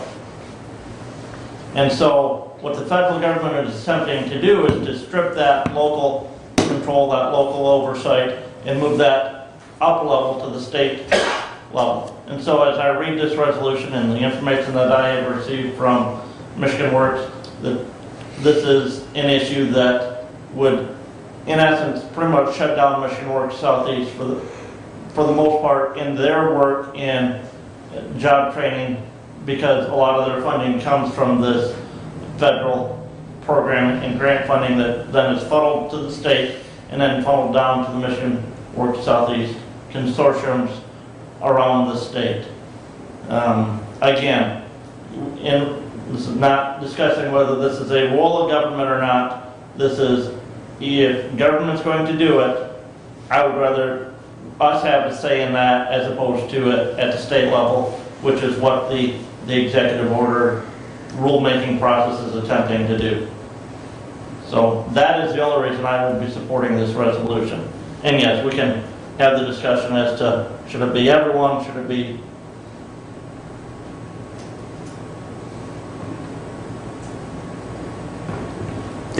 Thank you. And I hope when we have discussion on community corrections that you'll feel the same about local control versus state control. So, but thank you. And I agree with you that, you know, if we're gonna have programs, we're gonna have dollars, I'd like to have, number one, I like the fact we have an officer in our community, and we have the services available, and that we coordinate those efforts. But again, there's a whole lot of information, and what I'm hearing is that the person who's asking us to do this, they really didn't have a great deal of understanding of what we're doing here either. Well, what he had was a high level of concern for the support of local employment services. That is the concern. And the motivation federally, good luck trying to identify what a lot of federal motivation is, okay? And so when I evaluate and get to the crux of the matter, it's, do we want to maintain and recommend the maintaining of the local programs? And to me, that's the important question that I do support. My concern in reading this was, again, not having the background is to understand why this was happening. And so this is a federal notice that's put out. So is this something that is happening, potentially happening, they're still discussing it? You know, what's the status? Are we too early in the game? We're at the end of the game because the public comment period expired last week. Even though that public comment period expired last week, we were asked as a board to continue and provide support so that it can be forwarded because the decision has not been made yet. Commissioner, if I may, this is a federal agency that oversees this program. Federal agencies have a process that they go through. They have to publish proposed rule changes. Those proposed rule changes then are subject to a comment period before, and then that agency will then go back, review those comments, and then issue a final rule on that process. So this is part of the federal rules-making process for this funding stream to the states and out to the locals, that if enacted and made a final rule, we'll see less involvement of Michigan Work Southeast in that job workforce training.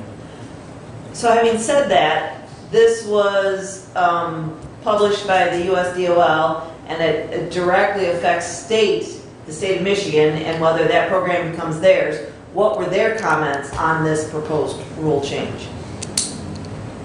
The state, because again, it's from the state of Michigan, which requires states, with no exception, to use state merit staff to provide Wagner, Pfizer Act employee services. So should not the state of Michigan had a position on this? I don't know that answer. I, as a member of the consortium, know how the discussion went, you know, at Michigan Works last week.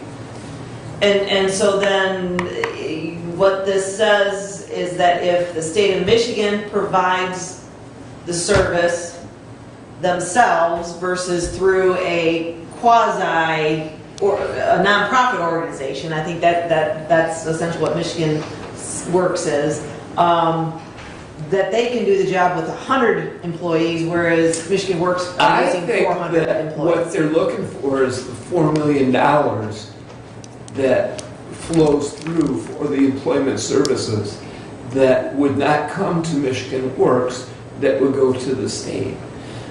But that theory was talked around, not talked at.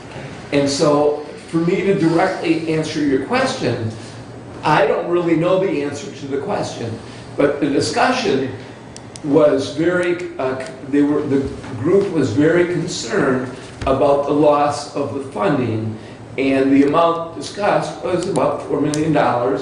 And where would that go? That would go to the state, and that might be their it might be the motivation for the program. I don't know that. So when you say 4 million, is that for Michigan Works Southeast? Yeah. That's their portion of it? I believe so. So actually, we're talking about more than 4 million. Could be. Because it'd be statewide. I would just, again, Yes. not knowing, I would assume that.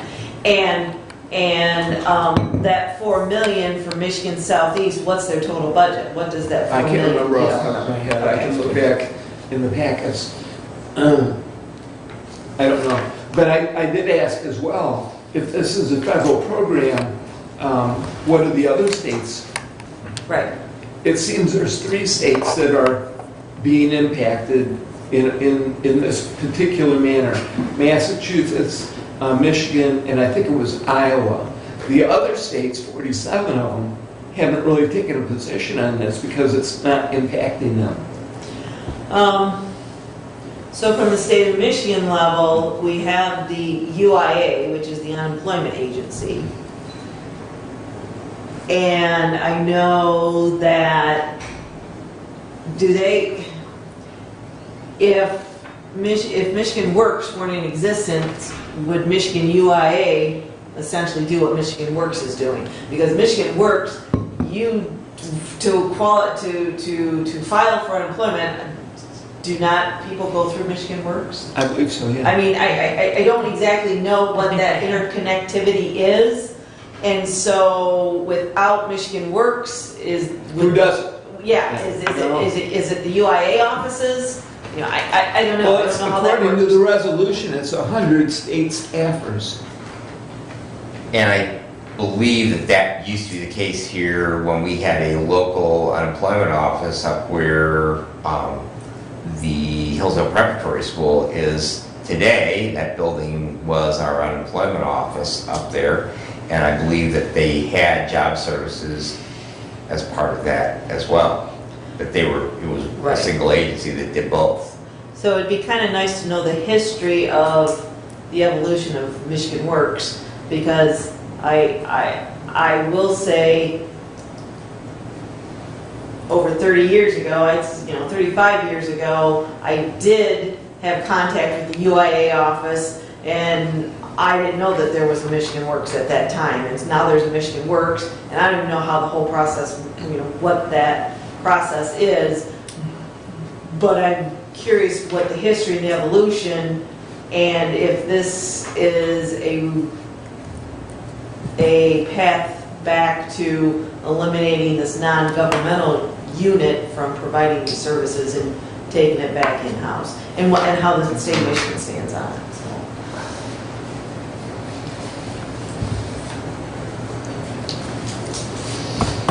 I'm the only one that hasn't said something, but I think it's just Big Brother trying to overreach and take away local control. That's the way I kind of read it. I mean, there's a lot in there, and yeah, there's a lot of questions, but I just view it as Big Brother trying to remove local control. But just my thought on it. Kind of similar to what Brent commented. What's the pleasure? Motion and support. Question. Call the question. All in favor, signify by saying aye. Aye. Opposed, same sign. Aye. I'm with the first. I didn't get it out in time. So what do we get? 4 to 1? 4-1. Okay. This is my turn, Commissioner. All right. Now, we will still ask you to sign it though, even though you, Sign it or don't, that's fine. well, that's true. It did pass 4 to 1 and Yeah. it'll be indicated as such. with Brad voting no. Unless you prefer that to be as a roll call. Yeah, that's fine. No? Okay. All right. Doug, please continue. Okay, thank you.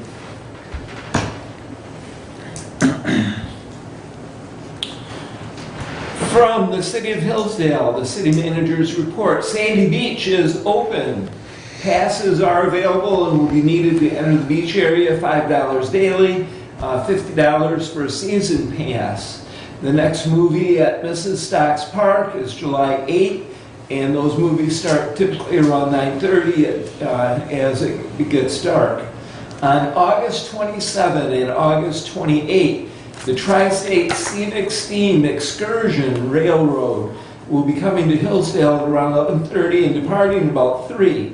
The all-day train excursion leaves from Eden, Ohio, and comes to Hillsdale with nearly 600 visitors each day. A local group is working with businesses and restaurants to show our visitors a good time in Hillsdale. The hope is this will become an annual event. The city sold all of the remaining manufacturing and technology parkland to 2 developers. One of the developers is planning a housing subdivision next to the Dial-A-Ride building on Development Drive. The city's Economic Development Corporation recently sold a lot in 3 Meadows subdivision, and they currently have 2 lots remaining. July 3rd, the downtown parade starts at 6 o'clock and fireworks at dusk at the fairgrounds. The fairgrounds opens at 5 p.m. From our facilities department in the county office building, there has been no air conditioning downstairs due to a broken compressor. Seems the reason is due to contamination in the lines. That is being fixed so that hopefully this problem will be resolved. Warranty is taking care of the compressor and the county is taking care of the labor. Summary report with the recommendation from Renaissance is due the week of July 4th, and scaffolding will be brought to the courthouse the week of July 11, to the west side first of the courthouse, and the beginning of the roof project. Staging area is planned to be the main parking lot area at the courthouse, which will impact parking naturally at the courthouse. Also, I have had discussions with the farmers market because they need flexibility as well, and they understand, and we will do everything we can to have smooth transition with farmers market too. As well, the court staff and those using the parking in the courthouse. That does complete my report, and I will field all questions, please. I had a constituent ask about the farmer's market and if they were going to be displaced. And I thought during our facilities meeting that they weren't going to be displaced. And so that's what I told my constituent, but now I'm hearing that they probably are. So the answer is they probably are. The resolution we do not know. I do know that farmers market is outreaching the city to see what a couple options are, and we have options as well on the courthouse grounds, and that is a moving target right at the moment. I do not have a firm answer, but there have been several possibilities brought with the farmers market and with our own facilities department.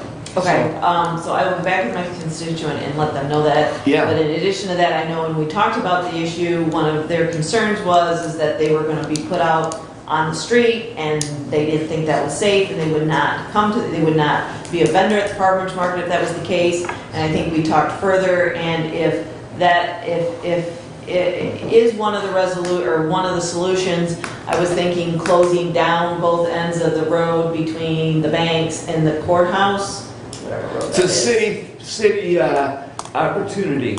No, The city the city issue, not us. Yeah, the Okay. city is being contacted Okay. on a variety of different possibilities, and, you know, there's been at least 6 options that I've seen, so I don't know really which one is going to go, Okay. but, you know, what you described is one of the options. Okay, that is one of the options they're Yeah, pursuing. Bacon Street, Yeah, I guess would be McCollum Street, Bacon Street would be first. Right. Requires city conversation. Right. The downside of Bacon Street is you've got exits coming out of, or entrance to a bank and exit coming out of a bank. You also have emergency services coming down Bacon Street, so there's considerations with that. There's, McCollum might be the best, don't know. Midtown parking lot was discussed, and the lawn where the fountain is was also discussed. So which way do we go? I don't know, but Okay, it's being talked about. all right. Anything else for Doug?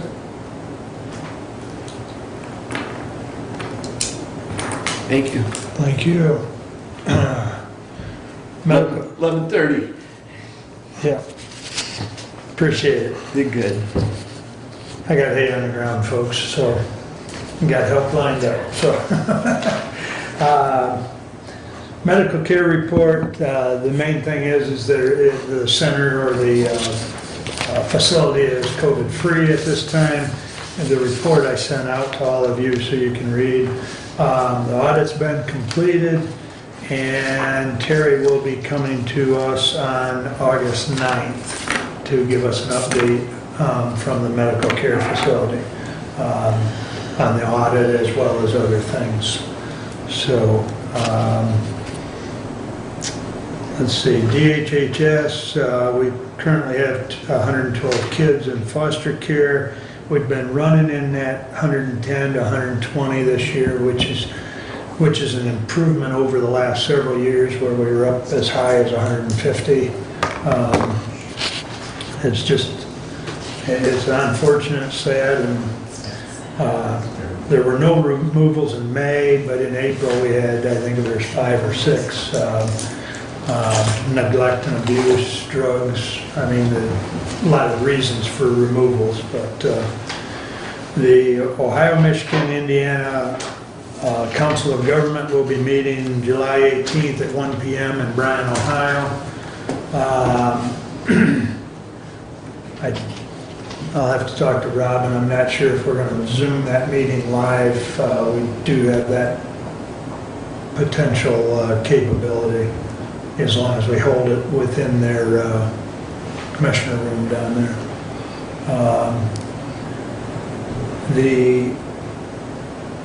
I have a link I'll send out to you later that I got just yesterday from Ohio DNR. Aqua Bounty has applied for a new permit. The new permit, if granted, would supersede the previous permit. I have not gotten confirmation from Ohio EPA, but rumors as they are, they have applied for their NPDES permit.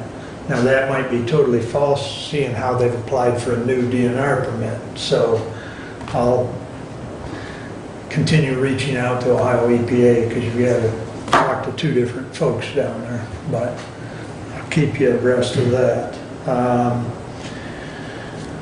I've also got to send an email to Bernstein and find out. I talked to Derek earlier late last week, I guess it was actually.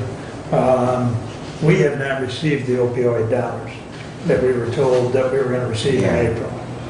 So I've got to contact Bernstein and find out.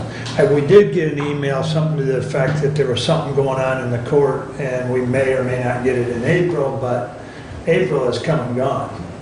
May has come and gone. June is just about gone. So I had checked with Derek and we still haven't received that. So when I get an answer from Bernstein, I'll fire that out to you all as well.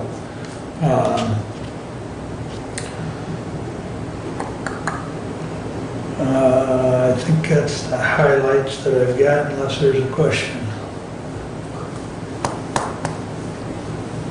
That brings us back to public comment. Just real quick, 3 points. Sure, One Terry. on the workshops that Commissioner Schmidt mentioned. A lot of those aren't Region 2, but she is, Region 2 is the one that's consolidating those, so like Region 1, I think, I forget. We have 2 staff that are also certified in that training, and one of the things that we're trying to create is in our mural room, the opportunity for people to come in and participate in those, because a lot of people don't do Zoom. Right. So that we have that flexibility. The other 2 things, one is currently there are 150 people on the medication management list for Region 2 Area Agency on Aging, which we find very disconcerting. And I think it's worthy of noting that we had a client who didn't really have a lot of memory issues, but is it county or country pharmacy? Has country, thank you. They have, we were able to connect with Country Pharmacy because if you get, and I'm not promoting necessarily them, but I think it's worth noting, if you have your prescriptions through their pharmacy, not only do they do the gel packs, but they also deliver at no charge for clients in Hillsdale County. I think it's 3 days a week. So that was really a good thing to know. And usually medication management isn't that costly to do. So a lot of those people were reaching out to Region 2 to let them know, look, are you aware that this program is going on for that? The third thing is there's a Memory Miles program, I think it's Memory Miles, that started out as a pilot project in Calhoun in 2020 and 21, and it's basically trackers. You can either do a nugget, it's called a nugget, a wristband, or a smartwatch. So we're hoping, it's a grant through Healthy Endowment, Michigan Healthy Endowment, and they have some expansion dollars. So they said in the first year in Calhoun County, they were able to relocate or locate 33 lost individuals. In 2021, it was 122. We're seeing more of those dementia diagnosis individuals. That's something that we're hoping to tap into later in July. I think it's the end of July. There's a meeting for that. And then we also just received word of our scholarship. We were awarded a scholarship for a virtual dementia tour. That really gives you a hands-on experience of what it's like for somebody to have dementia. So you put the goggles and the things in your shoes, and we've taken that to the community before, so you'll be hearing more about that, as well as we make all of our staff go through that because we're going to see more and more with this silver tsunami. So those were just a few points I wanted to add. Thank you. Thank you, Terry. Roy, anything? No, you're doing a good job. It's raining out though, I thought I'd tell you that. Yeah. Breaking his heart, Roy. Huh? What? Somebody painted my window. Thank you. Shannon, anything? Okay. Further comment? Just because I have some invitations, but Pick up the literature on the way out. Very good. We'll do that. All right. Additional business. Brent? Kathy? Doug? No. Brad? 2 things. Number 1, kind of glossed over the table resolution regarding the community corrections. Judge Blisney is actually out of the country and was unable to make those connections in regards to answering those questions. She needs to meet with Department of Corrections personnel on that. But I did hear from her, and she will be following up with me when she does get back. And we will get those questions answered and get the resolution brought back. And then just I could mention the fireworks and Lake Diane fireworks will be on Saturday, July the 2nd at dark. And that does usually is the largest display of fireworks in the county. Arrive early if you want to place the park. Down around the boat launch, there's a public boat launch at the lake, pretty good place down there, but nice fireworks display. Okay. Thank you. Just some of the furniture that was replaced at 911 was repurposed, and Nick has those workstations. 3, I think he got, 3 of them, yeah. I think.